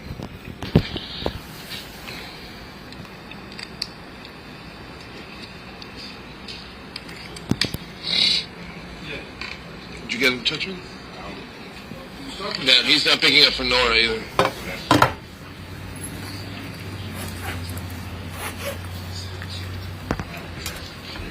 Yeah, exactly. Yeah. Excuse me, where's the neck line? That's all right, right, Keith? You know what you're going to talk about, right? Do you need him here? He's not picking up. What? When that light come, yeah, I need you. You know, we already discussed that. I don't know when the fuck he picked up. Me neither. Yeah. Sometime we want to. When? Where'd he go? Come on before you start. I need wait. I mean, I'm ready to start. How are you doing? Yeah. Yeah, I just heard him say you don't need him here, do you? He's like, yeah, I do. That's all we got. We'll talk a little bit about the fight. I told him, I'm not. I wasn't talking to her in no place though. You know what? Told her that we was in the office that day when we was arguing. I said, if you give me 2 weeks, and she said, I said, I gave you 6 months. And she said, Keith, I got the people here, just shoot this, woo. So I was like, shit, you know what I'm saying? Right. Yeah. Oh, you want to go see the whole thing again?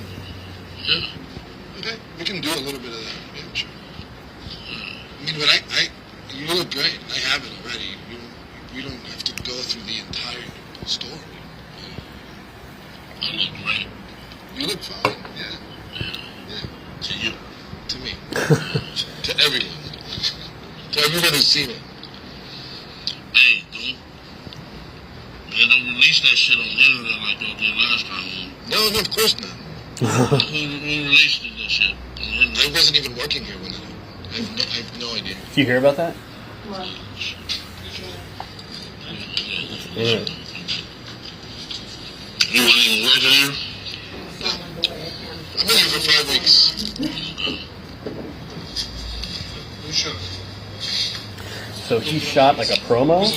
He came in, before Mario got hired, and shot a promo, and then somebody like BET or somebody leaked it on the internet. I know. I actually was here, but I was here working on a different. All right, so can we let's Disaster. talk about the other stuff then, and then we'll get to that later. So I'm just gonna go back to the stuff that we talked about in the other. Yeah. Okay. And then we get to that. Yeah. Everybody ready to start? Yeah, that's bad. Can you give me a? All right, here we go.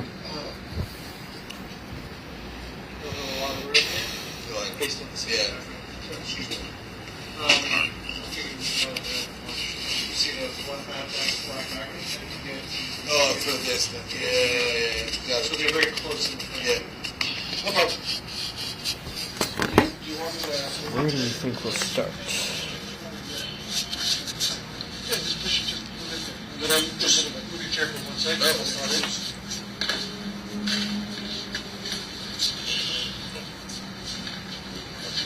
No, just who was thank you.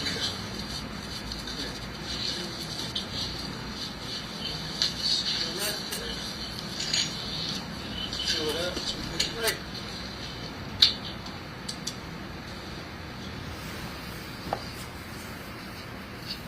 Comfortable with this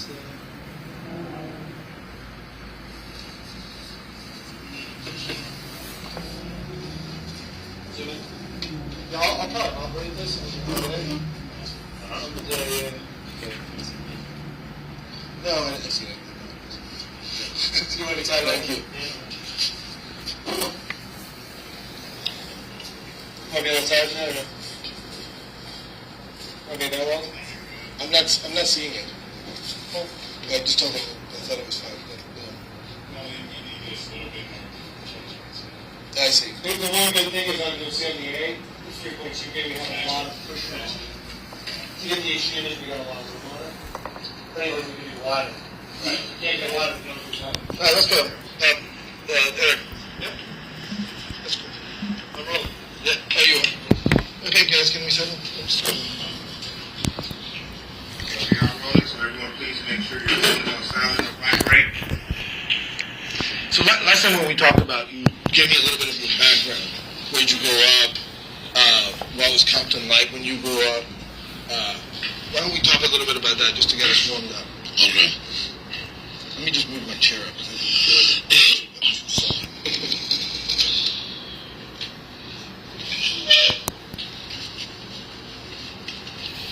So remember, you're going to be looking at me, and remember to try to speak in full sentences, right? I'm going to always stop you if you don't do it. So, Okay. So I grew up in blah, blah, blah. It was, my neighborhood was this. Okay. I grew up in Compton. I moved here in 1965. And it was all white back then. We was the first black family on the street. It was pretty cool. Then the blacks started moving in like 69, 70, 71. And most hold on. Sorry. No, I think it's a computer, yeah. Sorry. I did. No, now you turned it on.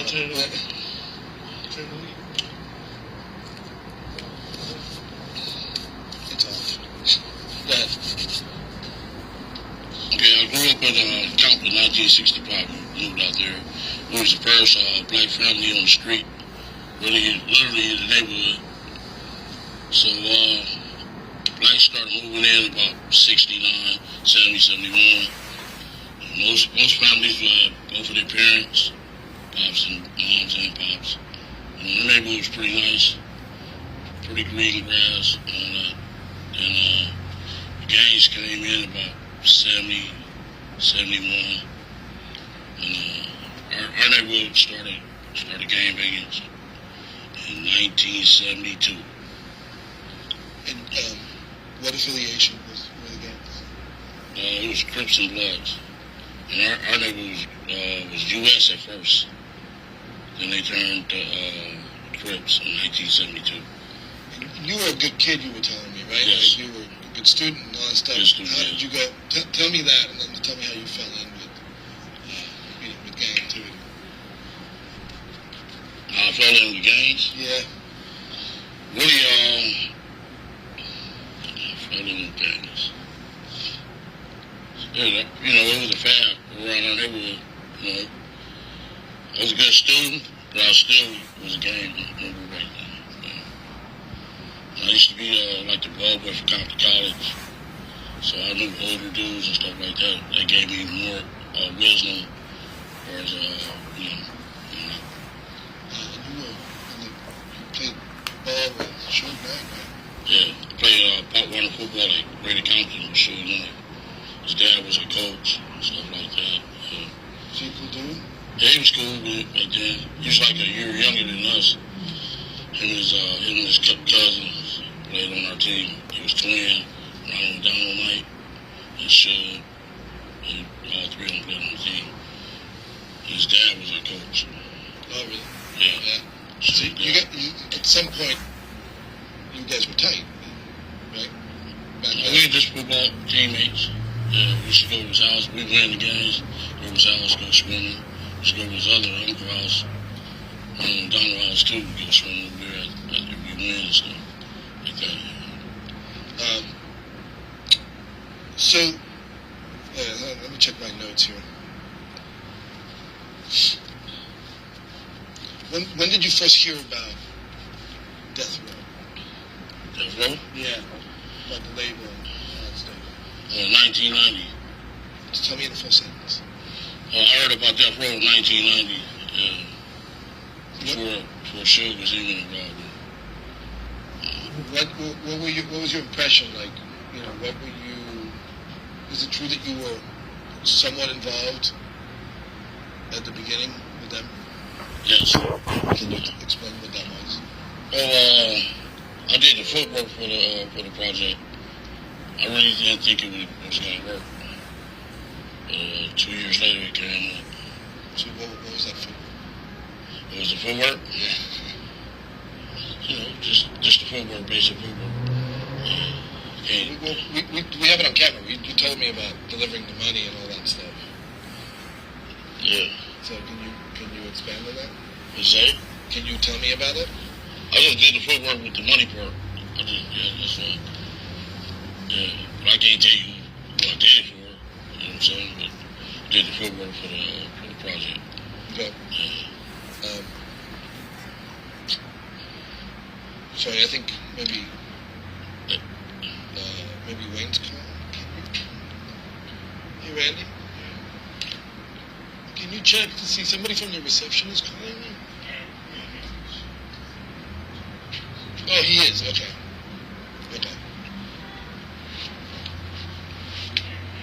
Yeah, you need to be in here. Yeah.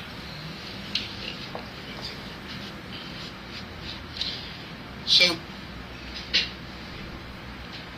he's not gonna come for him? Is that gonna come for me? I'll go get him. No, I'll do it. Let me just finish this thought before we forget it. Then he can wait for a second. So without naming names, what kind of people did you do the footwork for? Huh? Without naming names, what kind of people did you do the footwork for? The bosses.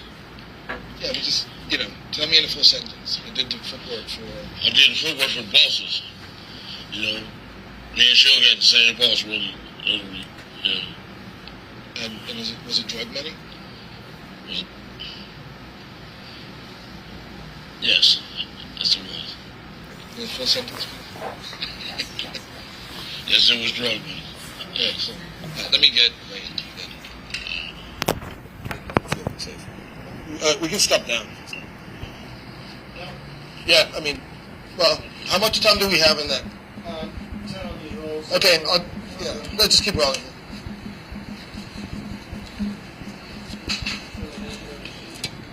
I'm talking about me. Okay. Okay, hey. Oh, damn. Yeah, I'm good. Good job. I feel everything jiggling.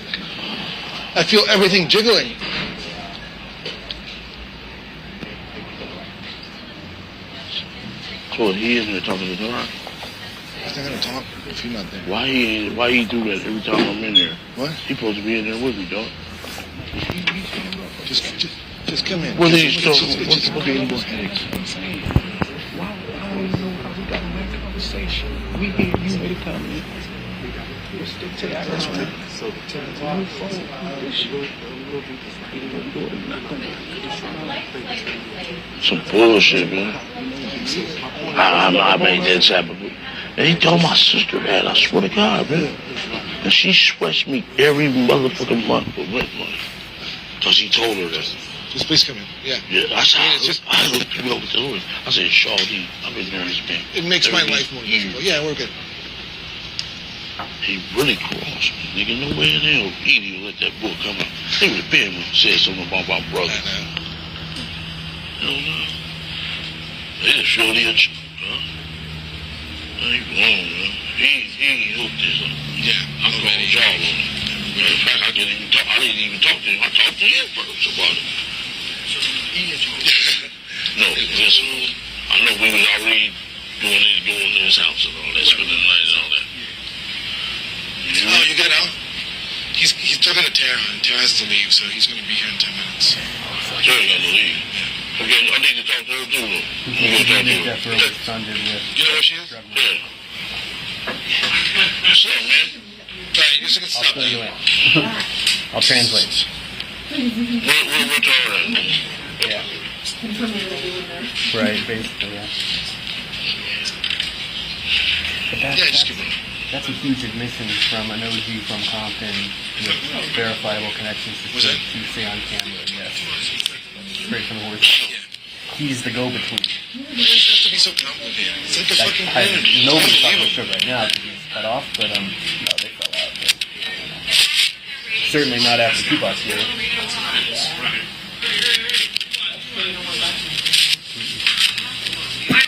I'll get pushing to get everything going, and then we can kind of figure out.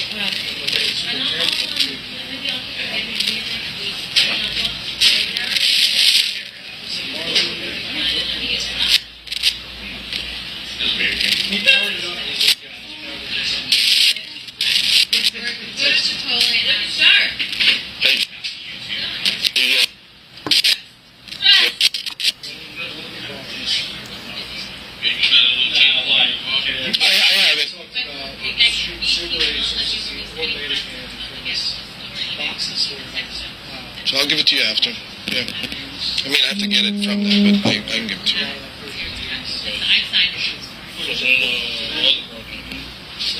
As soon as we get everything done today, we can probably Well, I wanted to go to Vegas. And, do the hero shot. Yeah. Yes, right after the hero shot. There's not much about 25 G's, right? We probably could do 10 today. I only have authorization for 5. I know, but You can talk. I'll just take it for if you need it. because I need the property.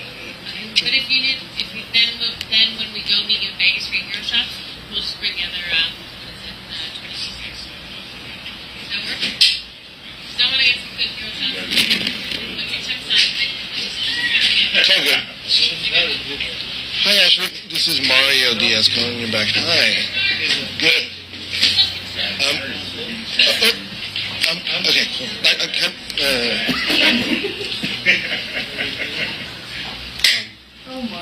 I don't know why they're taking a break. I didn't hear somebody couldn't get in or something. I don't know.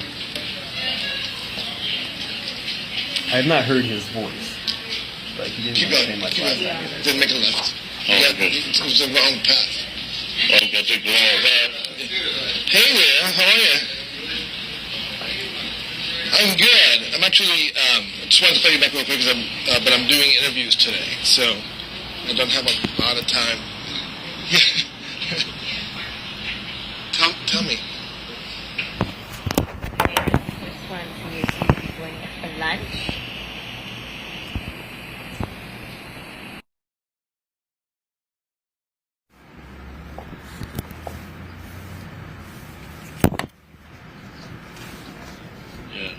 How did that get started? Oh, we had a place called Compton Hydraulics. My brother did, and they used to call up there and ask for lowriders. Who did? All kind of entertainers, movie people, and everything. So that's how, called Batman from what's his name, Marcus Houston. Yeah, he used a few of them called, And how did you end up in the video? I went up. Well, you know, the crew. Like I never was in no video. I would never put myself out there like that. Was it in Orlando in some of the videos too? I feel like I've seen his face in some of the videos. Not that I know of. But you guys started, but you started hanging out with Puffy and going to concerts, and how did that relationship start?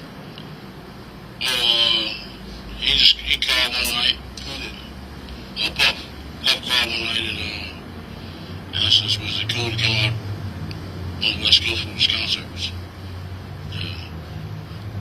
And so, shit. Then he came, concert we went to was in Irvine at the Soul Gym. And then Suge was there. When they got off the stage, when Biggie didn't perform, Suge asked me, how did I know them guys? I seen he was kind of getting jealous then because Biggie had a hot record back then. Got it one more chance. And that was the hottest thing going on right there. So how did you get on stage with those guys? I knew some New York people that knew them. New York guys. Yeah. So you were on stage Yeah. during the performance? Yes, I was on stage with them, yeah. I wanted to ask you how that works, because they call you guys up to see if it's okay to come to LA. What does that mean? You know, for some of us who don't understand, No, hold on. Yeah. No, he would call and see if it was cool to come out to LA because he was scared of Suge. And yeah, they had beef. Some shit started in Atlanta or something. So did you guys offer him security? Is that how it went down, or? No, we ain't no security guards. You know what I'm saying? No, we just went to the concerts with him. I guess he was trying to be slick because we're Crips and his enemies are Bloods. You know what I'm saying? I guess he was being smart. When me and Suge was friends, so I used to go to parties. Everything was Suge. Me and Suge at parties and all that. Clubs, all that. So at that point, it was still cool. Yeah, it was you still talked to Suge, no problem. You still talked to, you hung out with Puffy's people, no problem. Yeah, no problem. Yeah. When did it become a problem? I guess when that guy, Big J, got killed in Atlanta. Tell me about that. The word on the street was his Puffy bodyguard killed him. Yeah, out there in Atlanta at a party or something. And then, I want to understand how, Puffy is afraid that Suge's going to do something, so he calls you guys up, right? No, he was having a tour that year, that BET tour, and he was just shit. I guess he was paranoid, scared. And he's like, I guess he used the Crips. You know what I'm saying? That's, so he just called and asked, can we come to the concert? Did you guys have a good time with him? Oh yeah, it was cool. Had a nice time. All right, so let's go through all the stuff we talked about last time. How many times did you meet Puffy? How many times have I met Puffy? Yeah.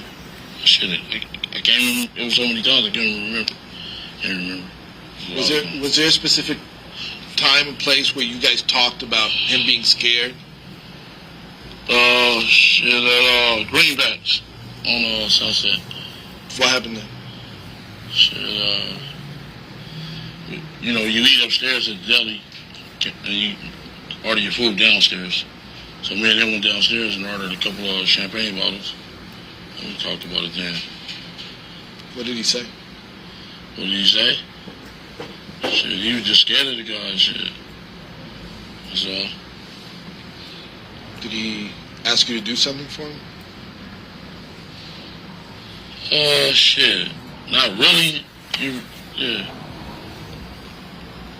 What?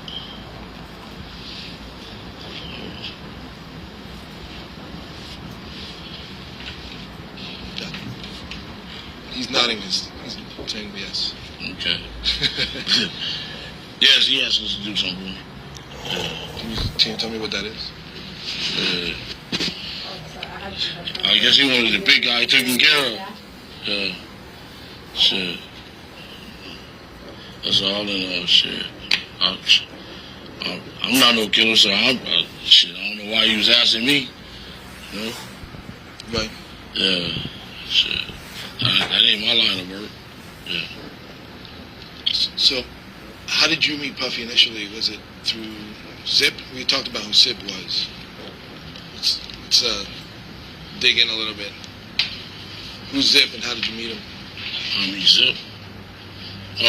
We played a baseball game at our park. It's a different neighborhood, and he happened to be their pitcher.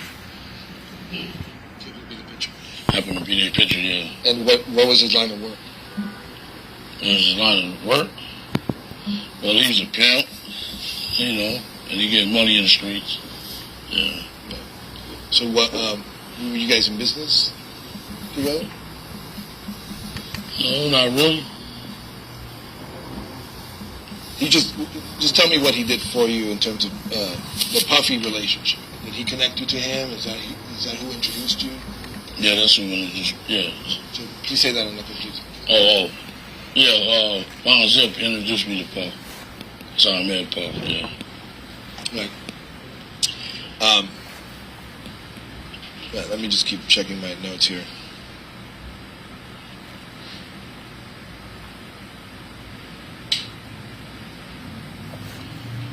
So once you knew what Puff wanted, did you look for an opportunity to, help him out with his problem? Oh, no, sir. I didn't need the money. I was well off my damn self. Matter of fact, he was just starting out, so my pockets was fatter than his. Okay. Tell me about your life during that time. Like, what were you? You're pulling in a lot of money, right? Yes. Yeah. Paint a picture of what that looks like. Like, what was it? How much money were you bringing in? How large were you living? Do I got to say that? So you can give an idea. You don't have to be like super specific to the dollar amount. Just give me a sense of it. About 4.2 or a million every month. Yeah. It wasn't mine, though. Yeah. How much did you keep? About 20%. Yeah. So that's how much I was made, yeah. So to you, the money didn't matter. Yeah. When things got hot in Vegas, and we'll talk a little bit more about that, but when things got hot in Vegas, was it about the money? When you guys went after Suge and Tupac? Really, it seemed like they came after us. Jumped on my nephew with the, yeah. Seemed like they was targeting us. Yes. Yeah, that's cool. Okay. So, let's go back. I'm jumping around a lot. So let's go back to the Puffy thing. After you met with him at Greenblatt's, when did you see him again? The candy? Yeah. That's all right. He can hear the candy going. Okay. All right. You gonna swallow it or spit it out? Okay. So after you met him at Greenblatt's, did you see him again? After that? Yeah. Yeah, I've seen a few concerts and stuff like that, yeah. And was he still concerned about the beef with Suge? No, not really. Shit, he had about 50 Crips with him, shit. And he hired some Navy SEALs, too. So, goddamn, I was like, damn. Yeah. So just tell me the beginning of that. So Puffy wasn't afraid because? Oh, Puffy wasn't afraid because he had 50 Crips with him. And plus he had about 10 Navy SEALs in the room, shit. Right. Yes. So,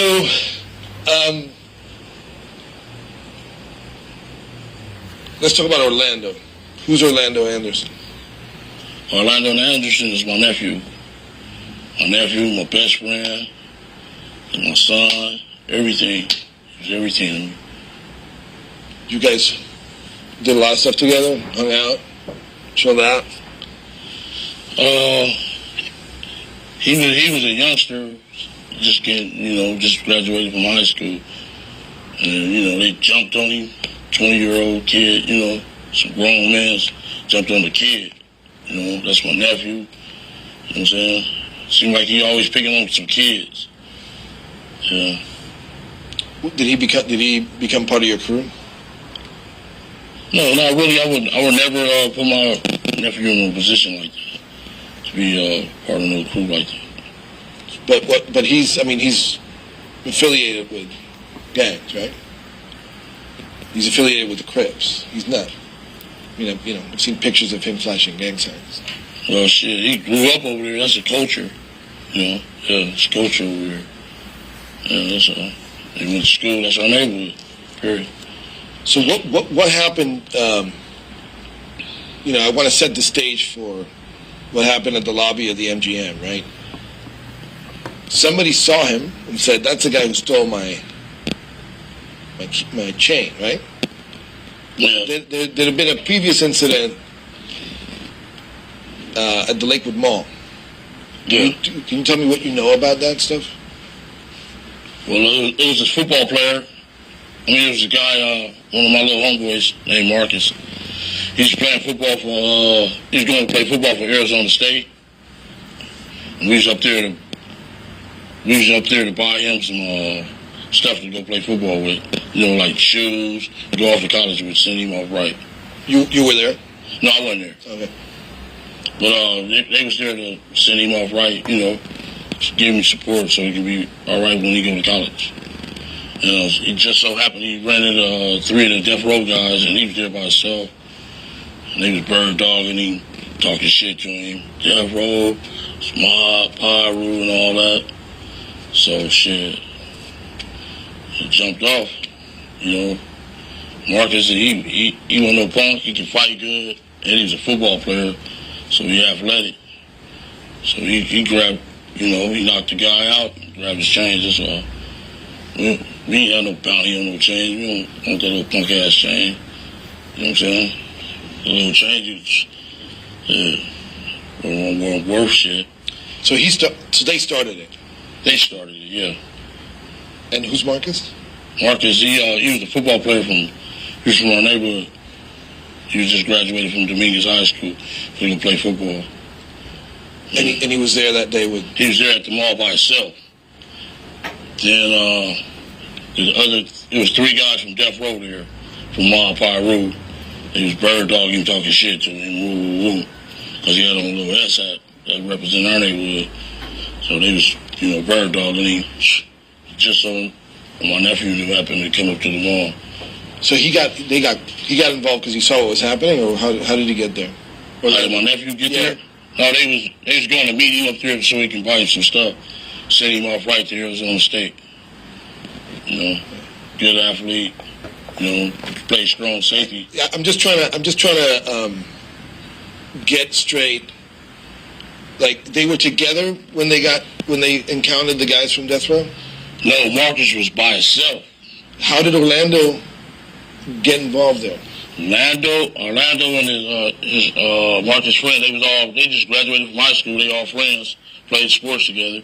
They came up to the mall to meet Marcus so they could help him, send him off right to college. No, I understand that, but when the shit started happening, where was Orlando? He was walking into the mall, walking into the Foot Locker. And Marcus seen his homeboys, like, we're even now, motherfucker, you know what I'm saying? And Marcus just took off on him. I understand. Knocked the dude through the shoes. Took his little change. Right. Snatched his change. Lando didn't have nothing to do with that fucking change. Period. Because I understood that there was like a bounty for the chain. That's bullshit. What? $200, $300 change? Bounty. We didn't need that fucking change. Right. All right, so that's Orlando. We go to Vegas now, all right? In Vegas, you guys go to the fight. Tell me why you went to Vegas. We was going to fight, the Mike Tyson fight. We've been going to the fight since like 88, 89. Before rappers was even famous going to the fucking fights. One fight I was at, sitting next door to Mike Douglas. MC Hammer was outside the fucking gate. Trying to get into the motherfucking VIP section. So yeah, shit. Yeah, I've been going to the fights. Las Vegas, yeah. And you knew that Sugar's going to be there? No, not really. I didn't know Sugar was be there. I seen Sugar the day before the fight. Outside in the lobby, he was in their Rolls Royces. And then, shit. You know, I seen him there. He spoke to me and everything. If he had beef, he should have said something there. So who were you with? Who were I with? Yeah. Shit, he was my homeboys. Yeah, he seen me the day before the fight. I pulled up in this Rolls Royce. Yeah. In Orlando, obviously. Yeah, Orlando, I think Orlando was with us too, yeah. All right. So the next thing is you guys went to the fight. Yes, right? we did The fight ended quickly. Yes. Well, yeah. Is it Mike Tyson? Mike Tyson, yeah. First rounder, yeah. And you went to eat somewhere. Yeah. Right? Tell me what happened after the fight. We all sit in different spots of the arena. Then I told everybody let's meet up at the cafe in the MGM. So shit, we all came from. I seen Tupac and Shakur and Duane in the fight. They seen me too. Shit, I went to the cafe. And then some guys, some of my homeboys from East Coast Crips came in there and said, hey homie, the Death Row dude shooting him just jumped on your nephew. I go, yeah? Yeah, that's what happened. What'd you do then? I went to look for my nephew, make sure he was alright. And what happened? Did you find him? Yeah, I found him. He said he was cool and stuff. Shoulder was kind of out of place. I said, do you need to go to the hospital? Yeah. What did he tell you happened? He said he was rusty.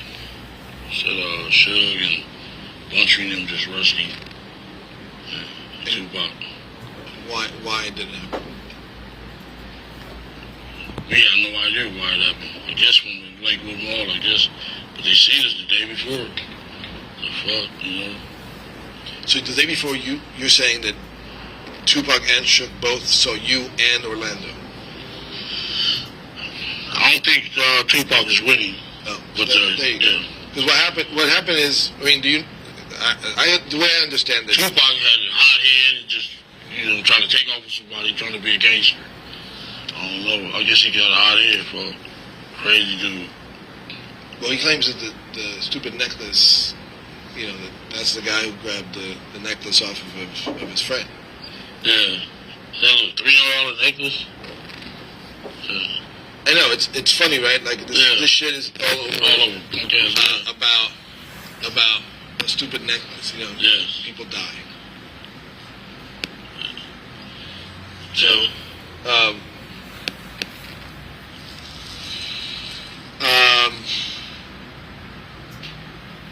what happened after that? what happened after that? Yeah. Shit, went to the parking lot. Got our cars. And, had a little meeting. And our little homie said they're gonna have a concert at the 662 Club. So I was just gonna confront him and ask him why would he jump on my nephew. I'm saying. I understand. And then, what was the?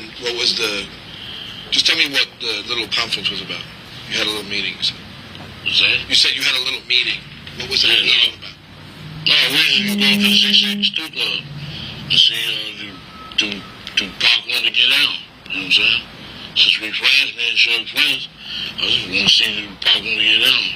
Because I'm quite sure my nephew would knock his ass out. So my nephew athlete, really. Okay. And then what happened? You guys went off. Tell me, with as much detail as you can remember, what happened after that? Yeah, it was like this been like 20 years ago almost. I'll tell you as much as I can. So we went to the store. We went to the 662 Club. Waited there about an hour. They never show up. So we left. Started going to go party. So we went and brought some champagne, case of champagne. Wait, let's take it step by step. So you went to 662 to look for them, and they never showed. No, we went to see what it was about. You You know what I'm saying? I wanted to talk to shit. Cause you know, I've been knowing him since I was 9 years old, shit. Plus, I helped him get his record business going, shit. You know what I'm saying? You know, bite the hand and feed you. You know, shit. But so you went into the club and he wasn't there.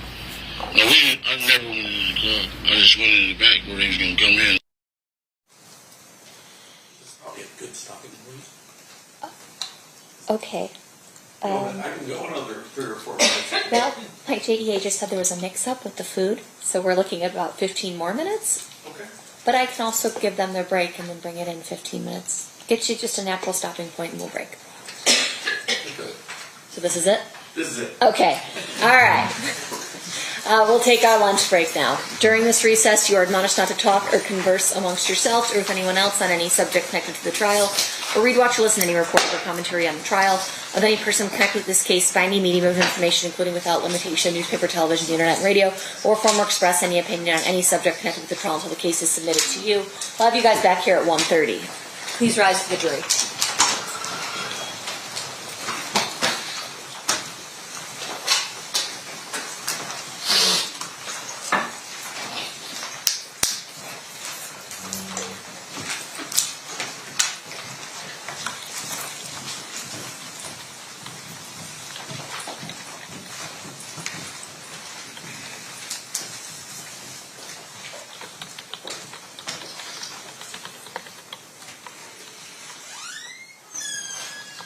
For the record, the jury has exited the room. Anything we need to address outside the presence? Oh, let's see. No, yeah. Okay, we'll be in recess. Would the party stipulate to the presence of the jury? Yes, sir. Yes, sir. You may be seated. Welcome back, ladies and gentlemen. Good to see you. State, we are still on Mr. Dorsey's testimony. You may proceed with your video. Thank you, Judge. And just for the record, we stopped at 40 minutes and 51 seconds, and then we're starting back. Okay.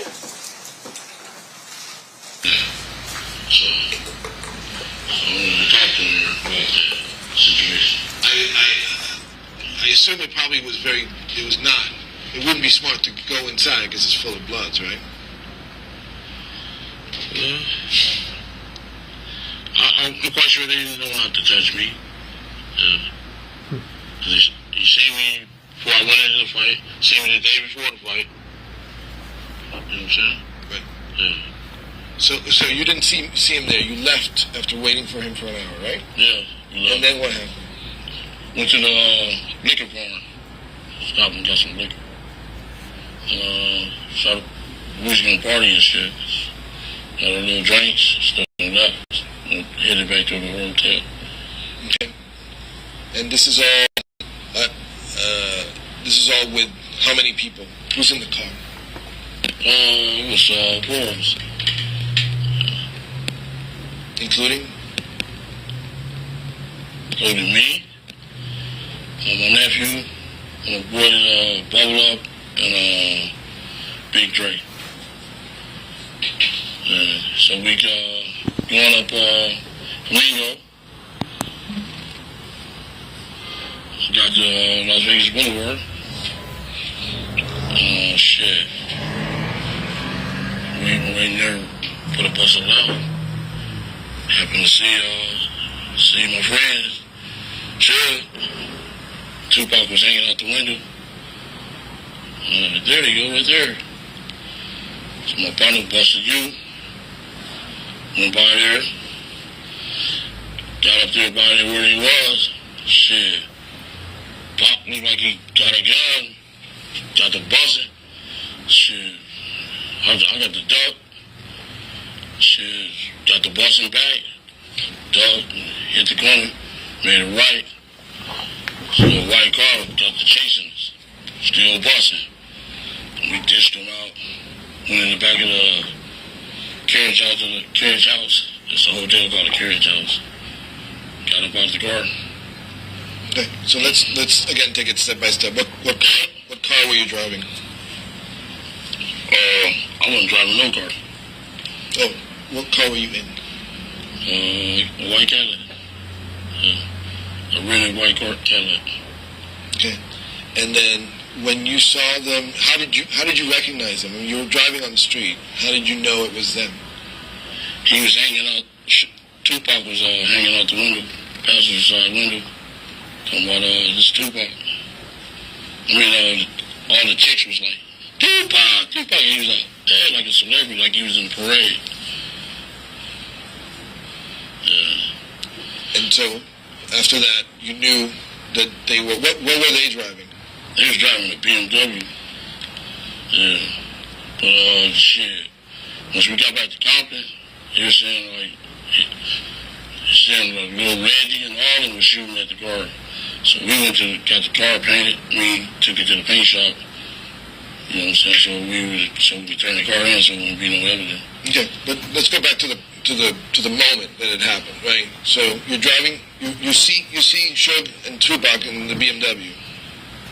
You turn around, right? You described it as a U-turn, so that you're facing, so that you're coming in the from the opposite direction, right?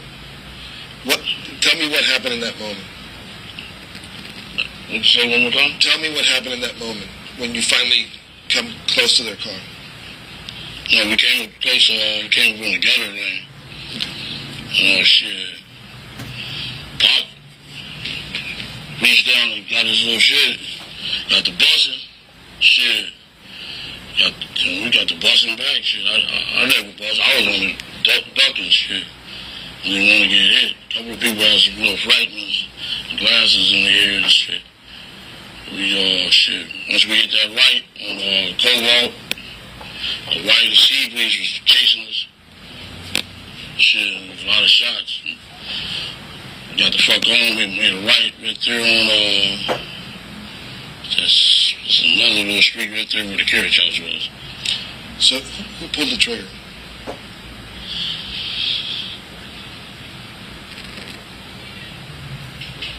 Who pulled the what? Who pulled the trigger? I don't know, to tell you the truth. I didn't see it.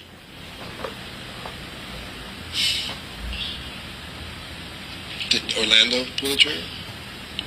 Who's closest to the other car? Big Dre was the closest. Big Dre was the closest to the other car. But I was ducking, shit. The dude was crazy. I said, this dude was really trying to get a reputation. He was jumping around, like, damn. So I want to make this really clear. You mean to tell me that even though you were in the car with those three guys, and you talked to them a bunch afterwards, you don't know who shot the shots? That would be incriminating myself. Yes.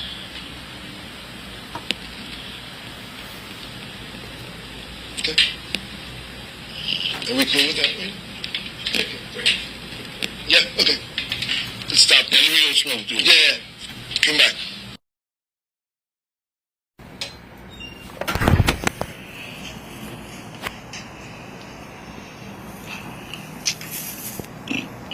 Just give me one quick second.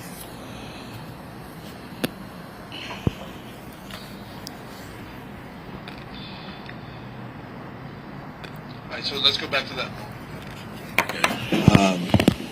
Describe Tupac. What did he look? What did he look like? Did he look like he was going to pull something? Just tell me everything you remember. Okay, when we pulled up, I was in the front seat, passenger side. He went down, got his shit, and got the busing. So shit, I ducked. All I know is shit came from the back seat and they got the busing back. Shit, we hit the corner after the shooting. And another white car got the chasing us. They got the shooting too. Shit. Yeah, but you told me that already. So I just want to get it straight in my mind. Who's sitting in the back? My nephew and my partner Big Dre. And who's driving? My partner Bubble Up. So behind the driver is Orlando, right? No, Big Dre. Big Dre. And so and Orlando's on the other side behind you. Yes. When the shots started ringing out, who's closer to the window? Oh, Big Dre was. He was the Same path. He was behind the driver. He was behind the driver. Where'd the shots come from? In the back seat. Yeah, but who's closest? Who had the gun? I don't know, sir. Tell you the truth. All I was ducking. And the fact that there was a gun there, does that mean that you guys were ready for something? Or you just... No, we gangsters. What's wrong with guns?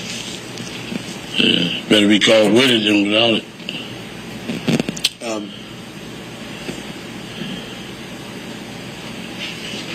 Do you remember anything else about that moment where the two cars met? Oh, I'm so sorry. Yeah. Do you remember anything else about that moment? No, not really. It was like 20 years ago. Give me the best recollection I can remember. So let's talk about what we sort of started talking about outside. Like there's allegations by certain police detectives that you had made a statement about who shot Tupac. Not to my recollection. I'm telling you the truth. You know what I'm saying? You asking me for the truth. I'm here to tell you. 20 years, here to tell you. Get it from the horse's mouth. Right here. Was there ever any discussion about who actually did the shooting? Was there ever discussion with who? Yeah, you guys. No. That's the code of the streets. You know what I'm saying? Shit. So somebody can get out a free jail card when you tell people.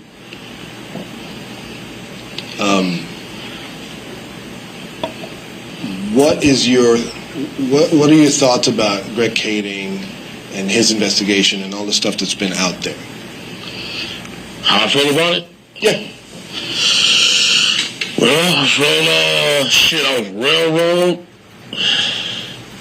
I was railroad, crossed. You know, endangered my life. Put me in a bad fucking situation, bad spot. Life been fucked up ever since. Don't nobody trust me. You know what I'm saying? It's fucked up. Why don't they trust you? Because they think you snitched? Yeah. Yeah. So can you tell me now whether what he published is true or false? Is there some truth to it? Not some of it is true, some of it is false? Shit, I think he's just trying to make $1. You know what I'm saying? He got fired. Trying to make $1 off a motherfucker. Yeah, that's what I figured. He's just trying to, use me so he can't use me no more. Shit, I'm fucking used up, man. Shit. He fucked over me. That's what I feel. Yeah. And do you feel like the information that he has is completely false? Like, oh, sorry.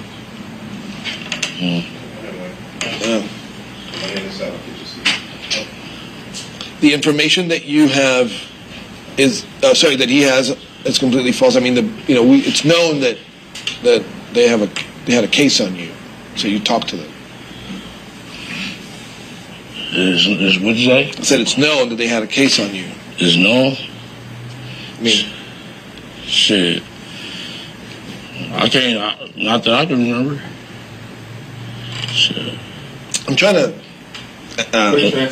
to ask him to talk about what is known out there. The fact that he pointed at Orlando as being the shooter, and that's been published, and that's what there are legal there are documents that have been published. The question is. My question was, how do you feel about that? Is there any truth to that? What is true? What is false? Right, what I'm saying is you didn't ask him that question. I did. You weren't here. No. Oh, okay. Yeah.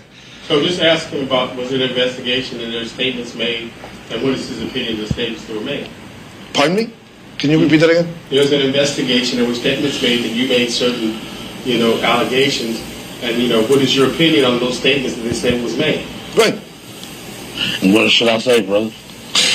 Well, you're going to comment about what the real truth is compared to what people are saying. So this is what's true, and this is what people, that's not true what people say. Okay. All right. Come on. So what of that stuff that's been made public, what is true and what is false? I'm giving you the truth right here, sir. Getting it from the horse's mouth.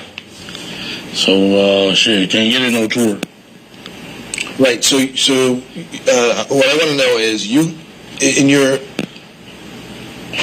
if you were in the car and you were there with your nephew, it's pretty close to what Greg Canning is saying, right? Shit. Is it pretty close? What you think? I think he's going to understand what he's asking. In your own words, in those tapes that were made public, and this book Murder Rap, there's a film called Murder Rap. You, in your own words, we heard you say Orlando was the shooter. You heard me say it? Yes. Shit, I never had been. Ain't nobody ever had no tape recorder with me, not to my knowledge. You know what I'm saying? I don't know where the fuck he gets some tape recorders. Shit maybe was made up or something. So you're denying that you ever said that Orlando was the shooter? Yes, I'm denying it. And your statement now is that you were in the car, shots rang out from your car, but you don't know who did it. Exactly. Okay. Came from the back seat. Okay.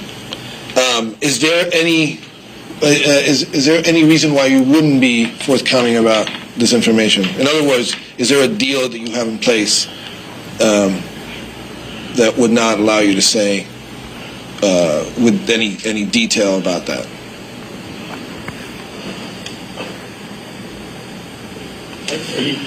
I'm asking you. You want me to jump in? I mean, yeah. You got to the way he's asking the question, the way that you want to answer the question is you want to explain to him that one,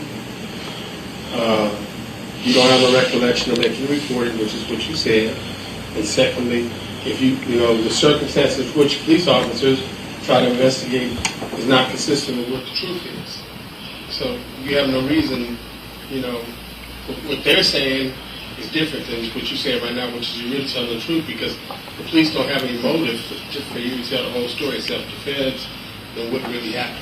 They just want to get what they need to get to, you know what I'm saying? Yeah. So you can explain. You can be more detailed like that. That's how you're going to do it.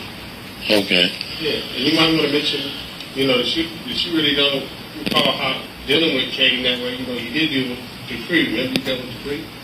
So you might want to, the only person that you remember. Well, let's start there. Because it just feels like a big. It's getting confusing. Let's start there. You met with police. Who did you talk to? And what was your? What did they want from you? What did you tell them, etc.? Well, what did I tell them? Well, no, let's start from the beginning. You met. When did you meet with police? Who did you meet with, and what did you tell them? Wayne. I think he's asking in general, not that situation. Did anybody ever show up or ask you questions? Correct. Oh shit! They've been sweating me for the last 20-something years. Shit. I did. Okay, you ready? I am. Okay. Well, they've been sweating me for the last 20-something years, ever since that day that shit happened. Because the first news report that came out said, KBD nephew. So, ever since then, I've been sweated by everybody. Compton police, FBI, fucking everybody. U.S. attorneys, fucking on my ass, man. I did 5.5 years in the feds. Every other month, they was up there saying, this is a rapper killer, you know what I'm saying? I just been targeted. Just been on my ass ever since. And there's some truth to that, right? I mean, you were in the car. Yes. Some truth. Yes. I was in the car. And then what statements did you give police? What statement I gave police? Shit. In general.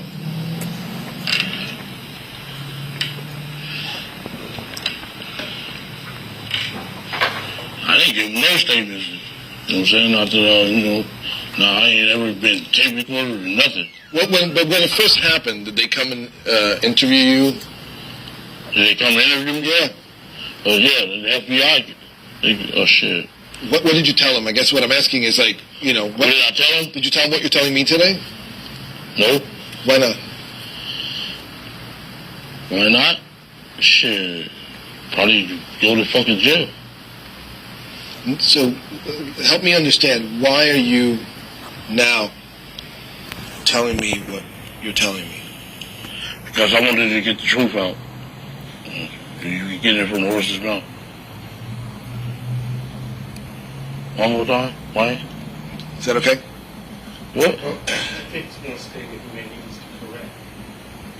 He said because you go to jail, but No. you want to explain because you were innocent.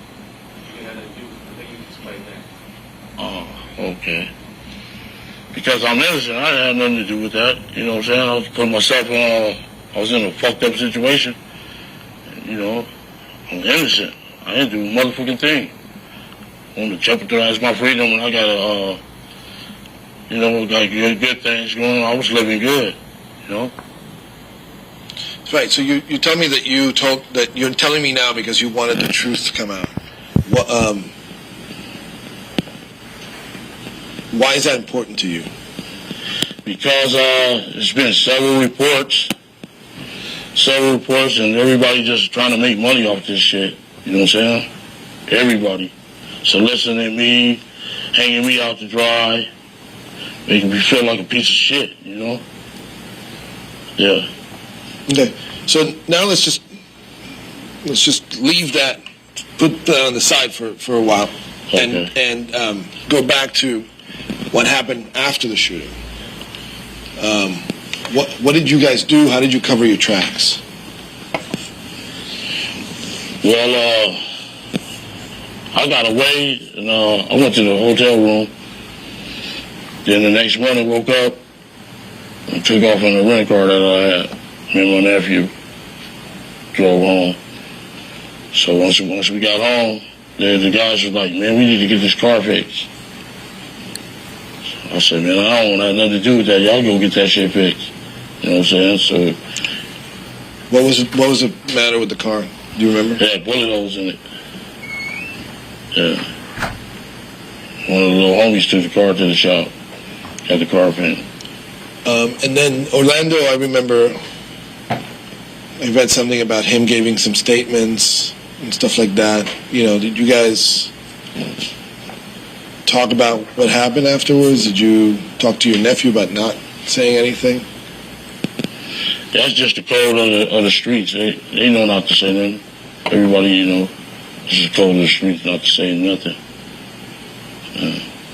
When Suge had his parole hearing, Orlando testified on his behalf.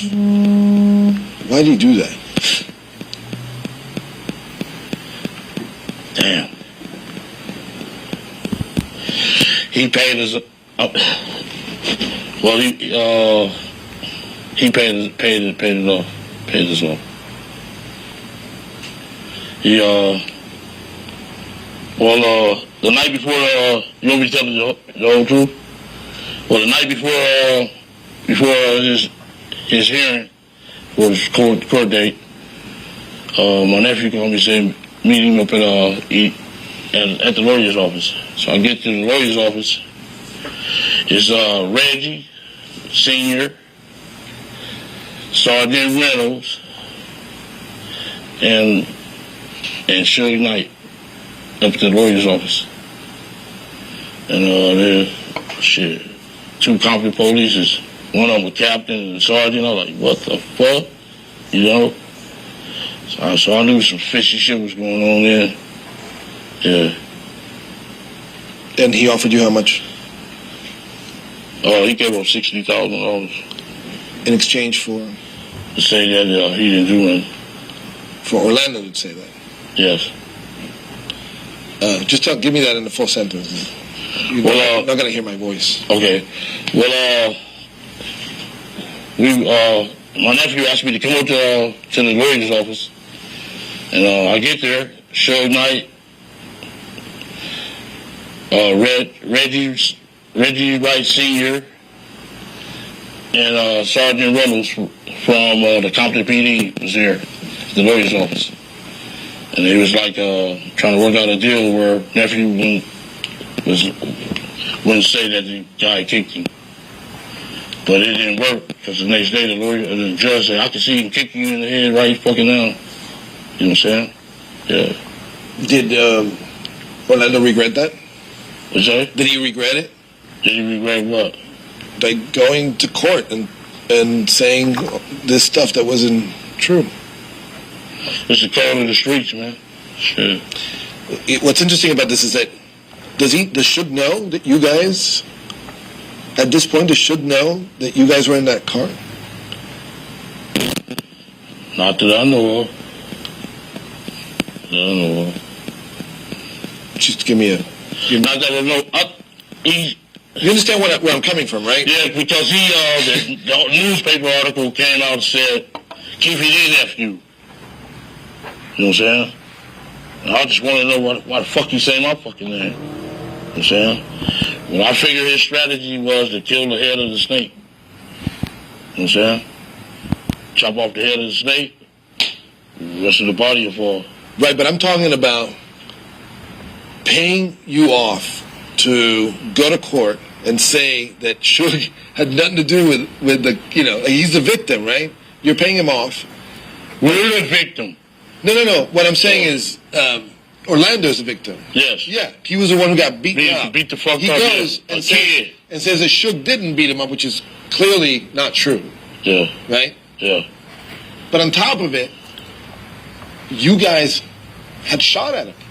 Does he? And he doesn't know that. I can't tell you because he's the only one from his crew really that know me. And the newspaper article came out saying Keffe D nephew.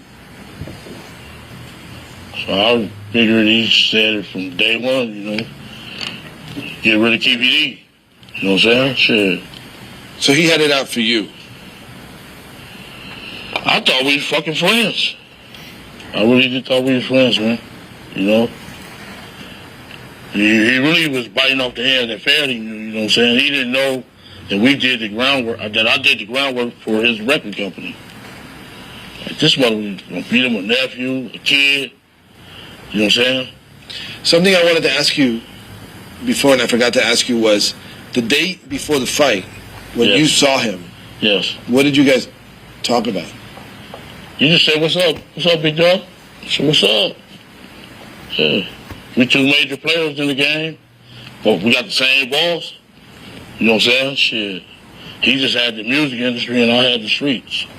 That's all. But you guys were cool. Yeah, we was cool. Yeah, we was played football since we was little kids. No, but I mean in that moment, like when you saw him the day before the fight. Yeah. That's cool. Shit. Yeah. The other, another question that I remember that I wanted to ask you is, who shot the Cadillac? Because you had to get... They said it was pot. I don't know why they didn't even test me for powder burns. I don't know why. So I talked in the middle of it. Tell me again, please. I don't know why the police didn't check him for powder burns, because he got the shooting and everything. I just ducked. Car was all shot the fuck up. Yeah. Okay. Hey, just moving on. We got like 15 more minutes. How much time do we have on those cards? Are we good? 11. Okay, cool.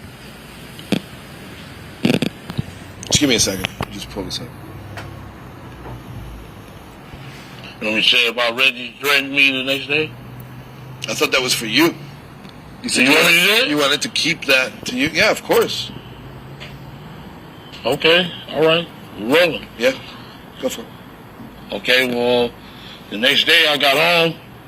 I was in my front yard. About 4:15. Here come Reggie Sr. Flying up, coming up from Greenleaf or Burris. Ran the stop sign and everything, parked on the wrong side of the street. Jumped out the car and talking about, hey, Keffe D, let me tell you something, motherfucker. I said, what's up? He's like, if you kill my motherfucking son, bail's coming off. You get your motherfucking ass. I said, what the fuck is you talking about? I said, I'm just letting your ass know, motherfucker. Like, oh. I just looked at him crazy. What the fuck is you talking about? Reggie Sr., so it was bad. They was the mayor. Everybody was against us, man. Yeah, everybody, the whole town. And can you explain who? Because I don't know that a lot of people know who Reggie Sr. is a Compton police. He's a captain. They had another guy, Reynolds. They was all under the death row banner. Even the mayor, Omar Bradley, was all up under that shit. Can you tell me what? Because I think we touched on that before, but I didn't really get a good picture. It's like, how affiliated was Suge with LAPD? LAPD and Compton Police. And Compton Police, yeah. Yeah, he was shit. Most of the guys is from his neighborhood. A lot of the guys from, like, David Mack, Reggie Sr., Reggie Jr., Patterson, Reynolds, all of them is from his neighborhood. So that's how you got that plug with them. You know, shit. It was really, really dangerous for us. You know what I'm saying? So we really try to stay out of the city of Compton. Because when you go against Suge, you're going against... Yes. Can you tell me that in a sentence? Oh, when you're going against Suge, you're really going up against the police. Compton Police, Rampart, all that, all his neighborhood friends. So, yeah, he kind of had a winning bout, you know. Who else better to have on your team is the police. So we was kind of fighting a losing battle with them guys. Raid our little spots, take all our guns. Yes. So that's cool, because I wanted to establish that connection, because a lot of people don't know that he was protected. Yeah, he was protected by the mayor, city councilmen, the Compton PD, big rank and files. Who he was paying off? Shit, he was buying police cars and stuff like that, and, you know, giving out turkey drives for the city, all that shit. So he was really protected. He was in there, you know what I'm saying? So when he was he was giving out turkeys to people, or like having, you know, shit like in the park, whatever, free food for people. That's to pay off cops. And no, they had very nice cars that they shouldn't have on no police salaries. Very nice cars. It's crazy that the record business paid for that. Yeah, I paid for that. Yeah, I started them off. Right. Yeah. Yeah, no, I hear you. So I wanted to establish that connection. I also want to ask you, what's the connection between Puffy and Zip? Because you never told me that. You told me that he introduced you to Puffy, but I don't know what their relationship is. I don't really, you know, I didn't really know that. I didn't get deep into that. He was just shit. I was a major player. I had the bread. Right. Yeah. So it's just that Zip came to you, and then that's how you ended up meeting Puffy. Yes. Okay.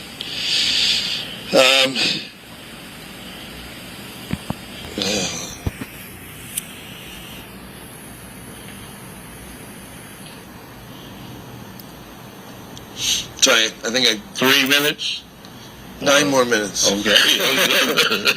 Now I think we went over a bunch of shit. So.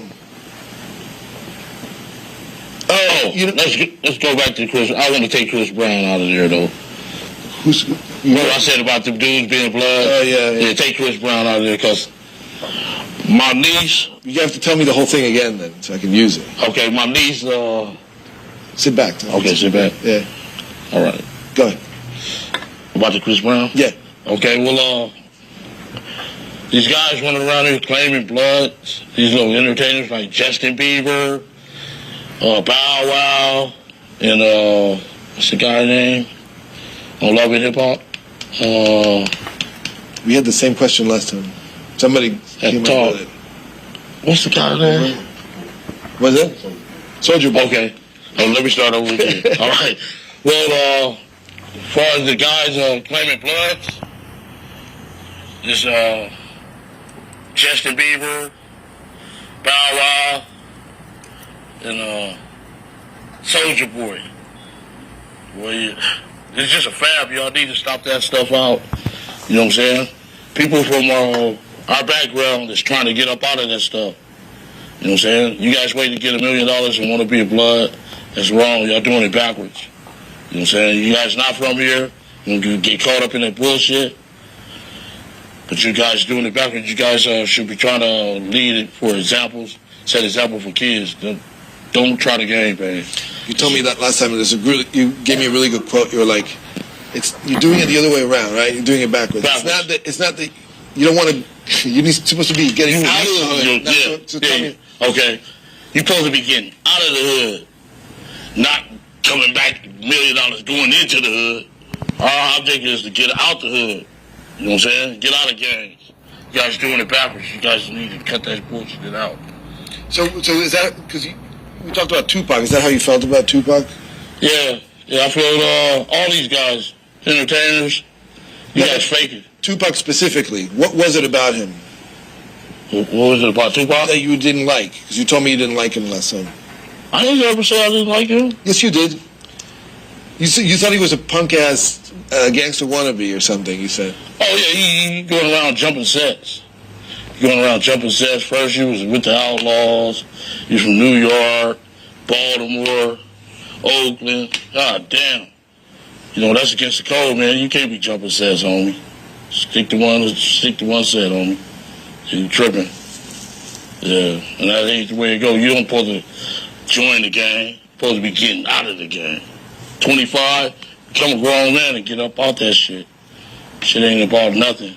It's either the prison or the fucking graveyard. So, you know, best thing to do, Justin Bieber and them, stay the fuck up away from that bullshit. So they ain't right. Yeah, I'm telling you from an OG. Right. Yeah. Did you how long? Okay, how the threats, Mike Tyson them. You like that too? Yeah, go for it. Okay, yeah, I got threat. A few people threatened me on the internet. Mike Tyson, Tretch, Spice One. Stick to rapping and boxing. You guys ain't about that life, man. You don't want to do life in prison. You know what I'm saying? You need to cut that bullshit out, man. Well, so you're telling all these people not to do this? Oh, go for it. I'll just give you the question while he changes that. Okay. I'm telling all these people not to do this, and I'm the fucking leader. Well, but also, I quit though. Yeah, oh, good. So you say that, because that's part of like why you're talking to me now. Because you're out of the game. Yeah, I'm 50-some years old, grandkids. Right.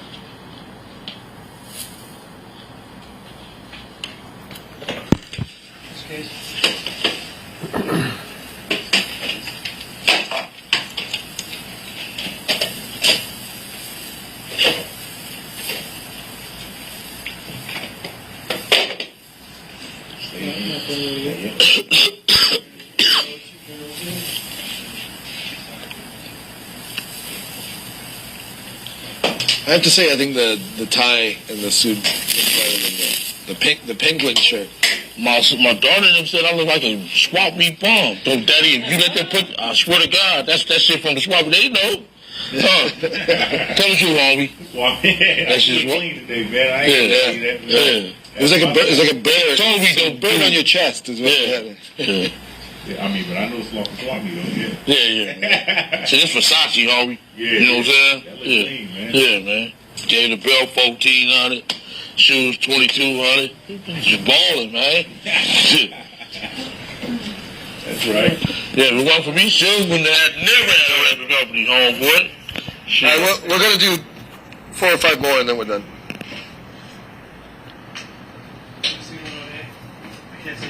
Yeah, you're seeing it completely on A. Yeah, you're good. So I just want to pick that up. So you were telling all these people not to go back, right? Yes. But that was your life. Yes.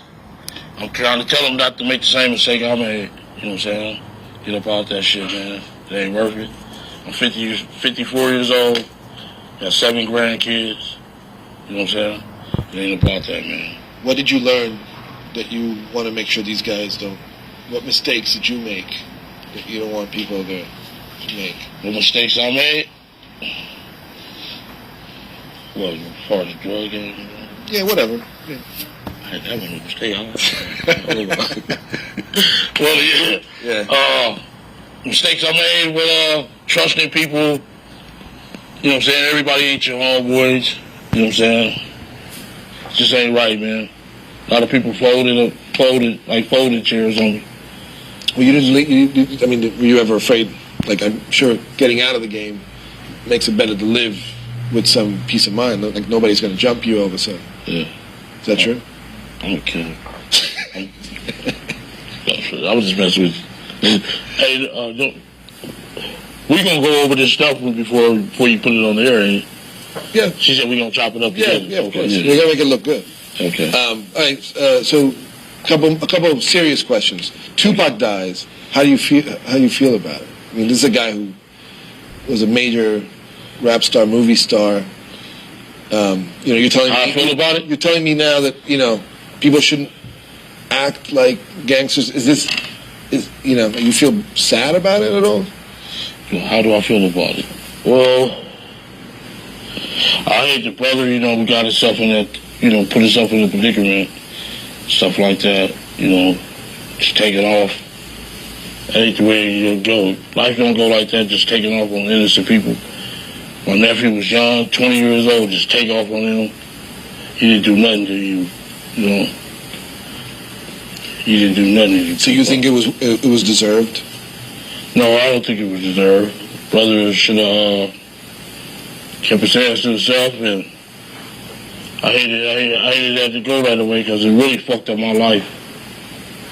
Period. Yeah. Do you think about his family? Yes. What do you think about? I hated that to be it. I hated that to go that way. You know what I'm saying? Lord be with you guys. That's what I feel. Since you said it ruined your life, do you have concerns about revealing all this stuff to me now? Oh, shit. The Lord got me. I'm protected by the Lord, the hand of the Lord. Got a shield over me. He helped me through cancer and everything, Kept a shield on me from being killed by the Compton police, just Rampart, all that. Because when I was in... Yeah. Shit. Yeah. I'm trying to think. Since you told us about what happened that night in Vegas, do you feel bad? Do you feel like you want to apologize to Tupac's family? Yes, I hated that to happen, bro. You know what I'm saying? He was a good guy. I mean, I hate that happen. He was a good rapper and stuff. He was a good role model for the people. I just hate he had that bad side in him. You know what I'm saying? So I always want to take off. Do you want to apologize to his family? No, I didn't do nothing. I didn't do nothing to his family. Yeah. Okay. One last time. You said the shots came from the back. Big Dre, Orlando. Who shot Tupac? They keep it for the code of the streets. It just came from the back seat, bro. So can you just tell me it was either one or the other? Can't tell you that. It was in the back seat. Wayne, this is not something that we don't know already. You told me who was seated in the back, and you're saying the shots came from the back. So I'm asking you to tell me, in your own words, it either was one or the other. I don't know who it was. It just came from the back seat. They're both dead. Yeah. What's your concern? What's my concern? Yeah. I mean, honestly, just... Right now, I just want the Lord is protecting me, so I really don't have no concern. I'm in the hands of the Lord. Yeah. all my people is religious. No, I mean, you're concerned in revealing who shot Tupac.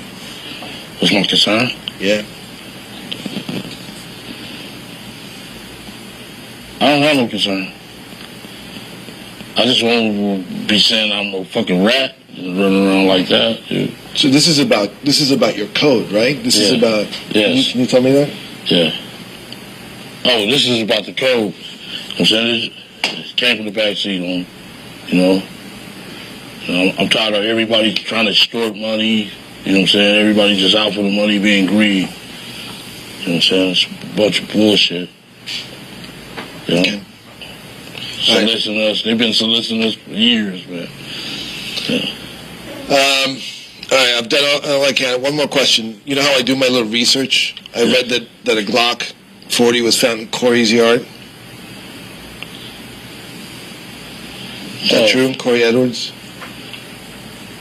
Well, they said Corey was the first one who made statements about the situation. And I never gave Corey no gun. And nobody from that car never gave Corey no gun.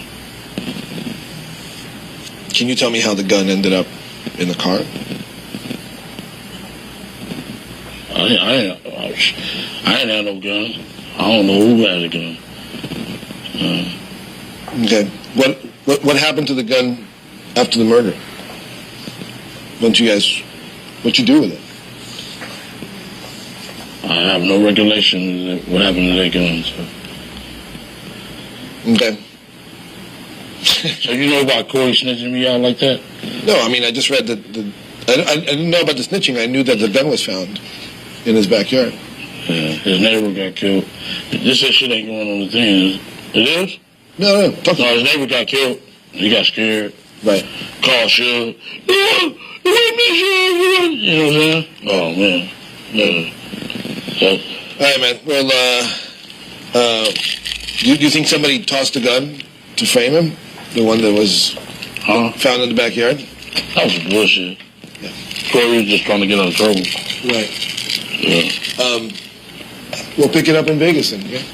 Yeah. That's what he said. Told you. I mean, that's what Tara wants, too. It's not just me. Thanks, man. Corey.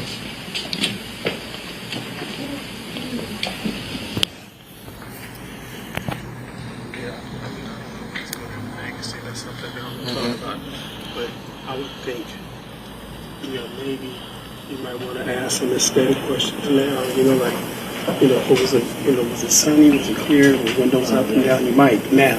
Oh, yeah, let's get that real quick, yeah. Just in terms it's actually, it's nighttime, so. Yeah, but you might want to mention it, they say it happened at night. Right. Yeah. Let's just do it real quick. Just sit down. Just the setting. 3 minutes. My sister gonna kill me, man, if I don't go cook that food. It's your lawyer who's asking. Just setting. This will be super quick. I'm saying it when we meet. Because it helps the description. Yeah, let's keep rolling. Sorry, guys. Wendy, do you have anything? I have one thing. I'll tell you. You can tell me if it's important. Okay. I'm just gonna stand right here. Okay. Just so that we can sort of paint a picture about that night. Just tell me, was it cold? Was it warm? It happened in. It was warm. It was kind of warm. September 7th. It was warm. It was warm and shit. It wasn't. What else? Was it? Were you guys drunk? Because you. No, we weren't drunk or nothing. You knew fucked up our eye. For the fuck up our eye, we was gonna go get out. Drink bottles and smoke some weed and stuff. You knew what you were doing. Okay. You weren't under the influence. Never mind. Were you driving fast? How fast were you driving? How slow were you driving? I was never driving. I was in the passenger. You were in the car, so. We took it. We know not to burn rubber. That put us on. From being in Compton, not to burn rubber and stuff like that. Shit. How long were you driving around till you saw them? How long did you drive around until you saw them?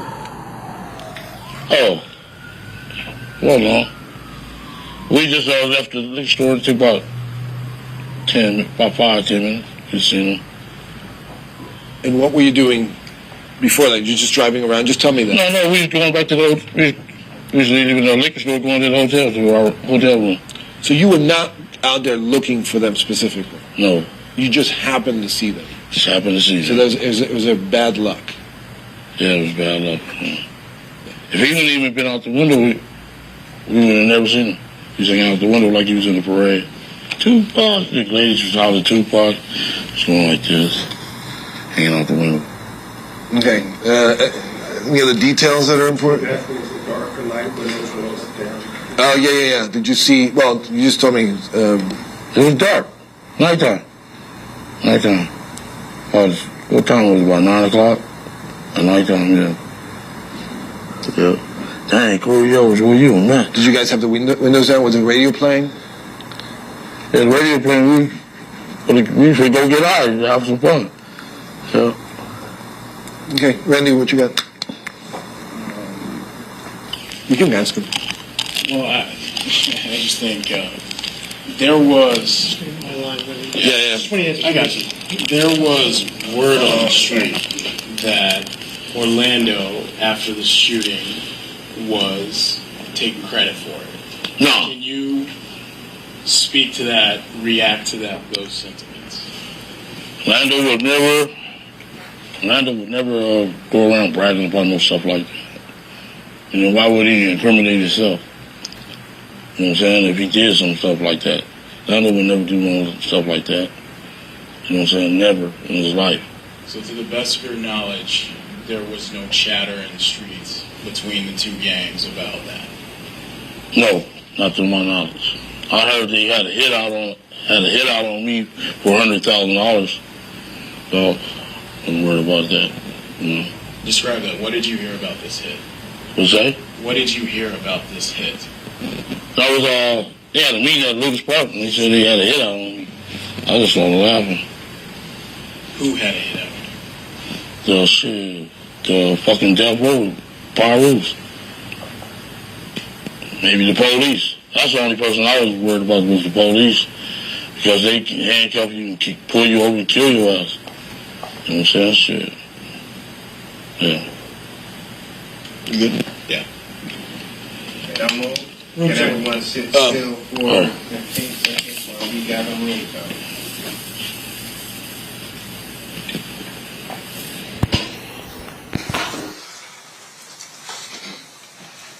Ms. Dorsey, those were the two conversations we listened to in 2017, correct? Yes. And then in 2018, the finished product the jury saw yesterday, that was Mario Diaz's finished product. Yes, February of 2018 is when the show premiered.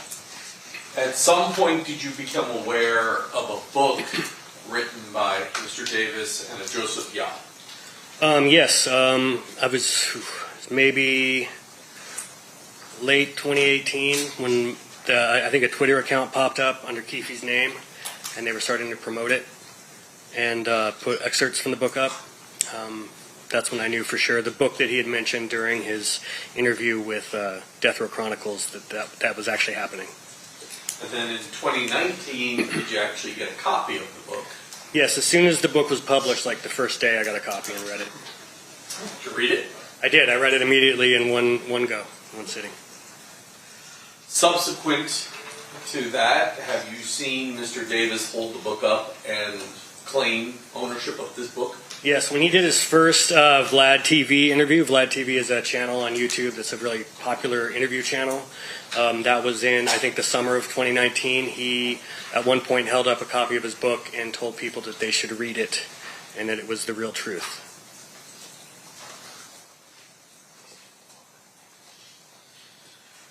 First, I'm going to show you State's Proposed Exhibit 67, 68. I should take a look at those. Yep. Do those appear to be the front and back cover of that book that Mr. Davis was displaying and taking ownership of? Yes, they do. Move to admit. Any objection? Objection. So admitted. Showing you what's been marked as 127. Just briefly flip through that. That's the Kindle version because there is a redaction in there. While he's doing that, I'm going to put 167 in. Or 67.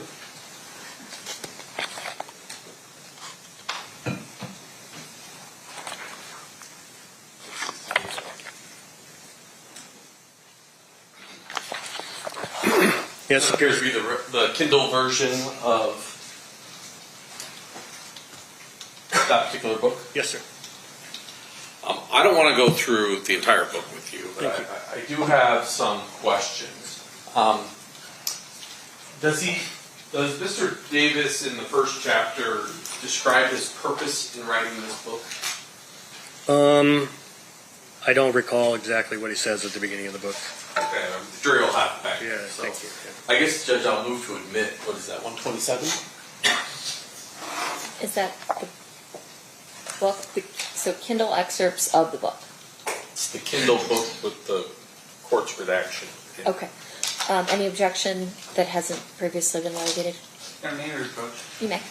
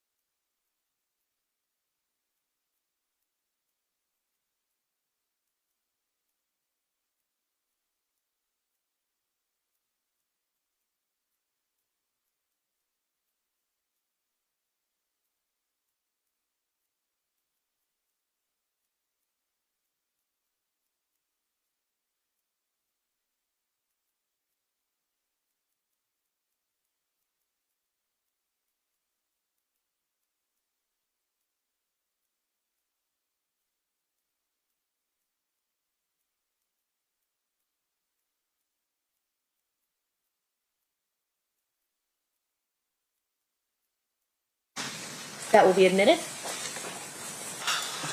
Within this book, does the defendant, let me ask you this, do you know who Michael Dorsey is? Yes, Michael Dorsey Jr., street name was Little Owl. He was Orlando Anderson's best friend. I understand going back to when they were toddlers. And in the book, does Mr. Davis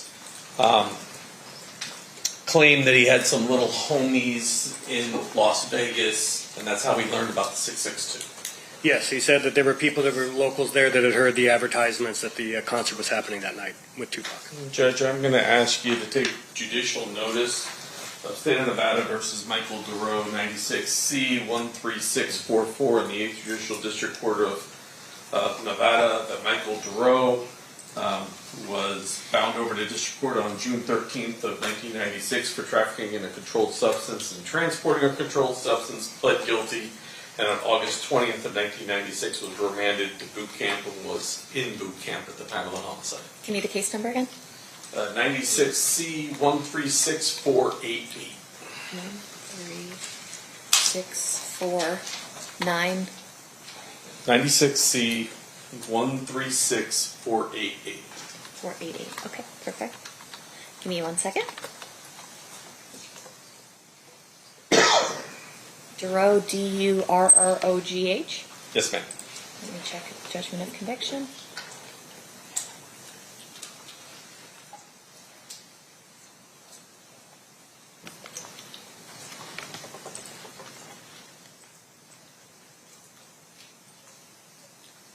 There is a judgment of conviction from a plea on 2/3/97 showing that.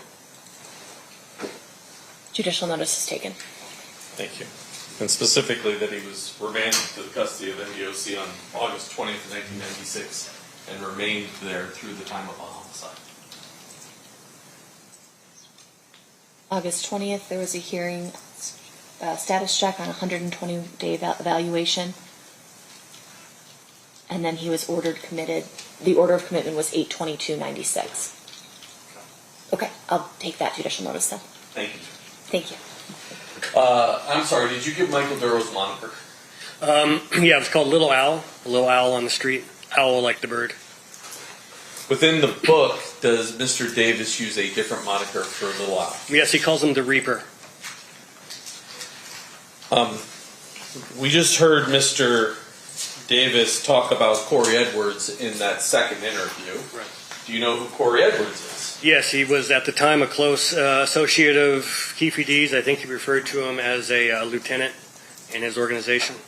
And the moniker, he uses the real moniker in his book, correct? His name was Sea-Ray. At the end of, well, before I get to the end of this book, early on, does the defendant describe his early criminal career that ultimately resulted in some convictions that sent him to prison? Yes. And Judge, I have marked as State Proposed Exhibit number 73 and 74 a felony conviction for possession of a controlled substance in Municipal Court of Compton, Judicial Court, County of Los Angeles, State of California, in case number A636901, as well as same charge, case A637226. Any objection? Or you're asking to admit those? Yes, move. Any objection, Mr. Sant? No objection, Your Honor. So admitted? Mr. Davis also describes going to prison for 3 or 4 years in the late 80s. Yes, he refers to it as Gladiator School. Now, at the back of the book, he calls out some people that he's upset with. Yes. One of those people is... Objection, Your Honor, is the leading. Okay. Will you rephrase? Do you know... Well... Who's Uchis? Uchi? Yeah. Uchi, I think we believe, is Win Prince, who was a very good friend of his, that he believed had snitched on him at some point. Your Honor, I'm going to object to this as speculation. What's your response, State? Well, I'll lay a little more foundation. Okay. So it's sustained at this time. You may attempt to lay more foundation. What does Mr. Davis say about Uchis in the book? He says that Uchi has been a good friend of his since they were children. Before he answers the question, may we approach? Yes.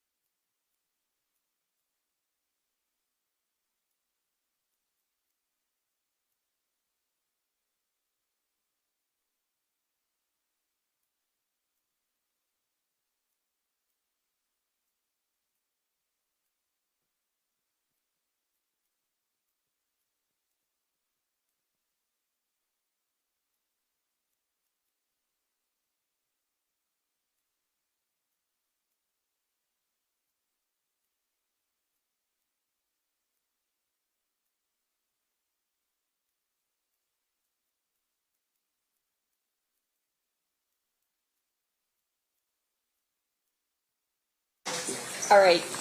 You're to disregard the last answer to the incomplete question. State you may proceed. Thank you. Can you describe for me what the defendant describes about Uchi's in the book? Sure, he says he's one of his oldest friends, describes him as his right-hand man, and says that he is dead, that he's been killed. All three of those things line up with wind prints. I'm going to ask you the next question, which is, what do you know about Wendell Prince? Not a whole lot other than just he was really tight with Keffe. There's a great photo of them together. There's actually several photos of them together over the years. And I know, I think Wendell Prince was ultimately killed, I think in like a backyard over a drug deal or something like that. And I believe Keffe was listed as a pallbearer at his funeral. What does he say about Tucker in the book? He says that he is the brother of NBA player Tayshaun Prince. And there's only two brothers of Tayshaun Prince, and only one of them is involved in any of the street business, which would be Thomas Lamar Prince. And I'm not sure what else he says about Prince as far as, but I think he's listing people he has grievances with. And finally, you don't know, there's a person named Menace. Right. You're unable to identify. We've never been able to figure out who Menace is. There was a Southside Crip with that street name, but we don't think that that's who it is. Now, you've been involved in this project, well, I guess it's 2012. Correct. In 2012, did you go and look at all the publicly available information there was that you could find? Yes. Did you, I'll start with Defense Exhibit A. Can you put it on me?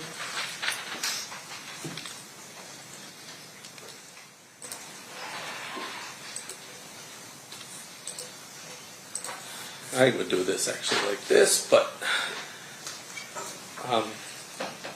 Mr. Davis in 2008 said that the girls. Objection, Your Honor, to leading. I'll rephrase. Okay.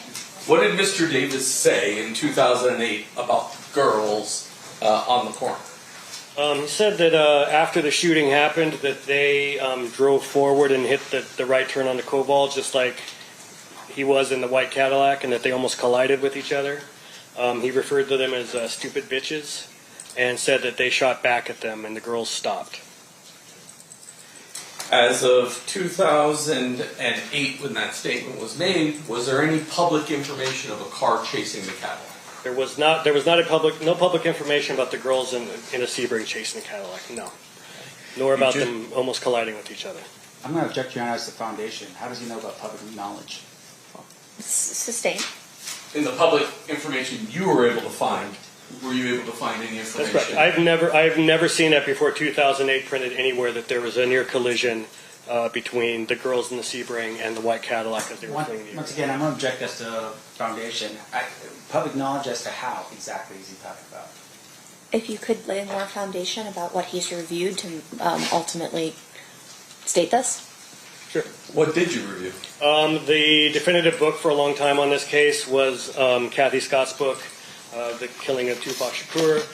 Probably dozens of news articles from back then that I went back through. I went to UCLA's archives and went through their newspaper archives looking for articles about this. I read the Labyrinth book by Randall Sullivan, which was primarily about Biggie's murder, but also covered Tupac's murder to some extent. It just isn't anywhere that I could find.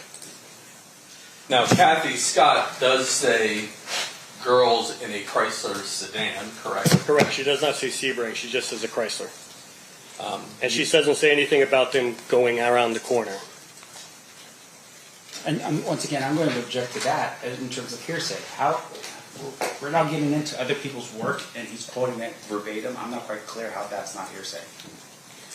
Is it offered for its truth, It's Mr. not offered for the DiGiacomo, truth. or is it? It's offered for the fact that it wasn't said, not that anything that was said.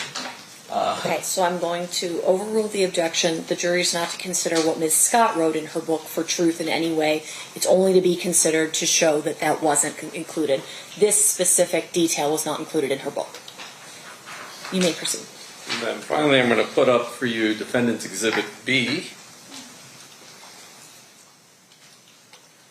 And if I can figure out how to zoom, because I never use these. So here we go.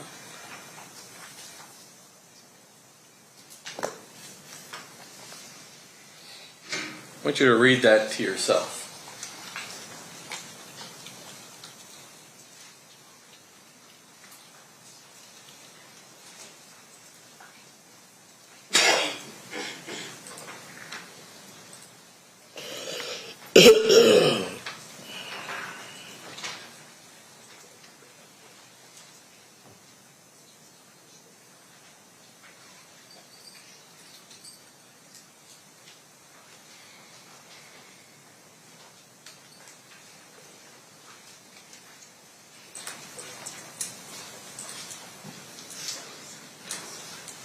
Got it?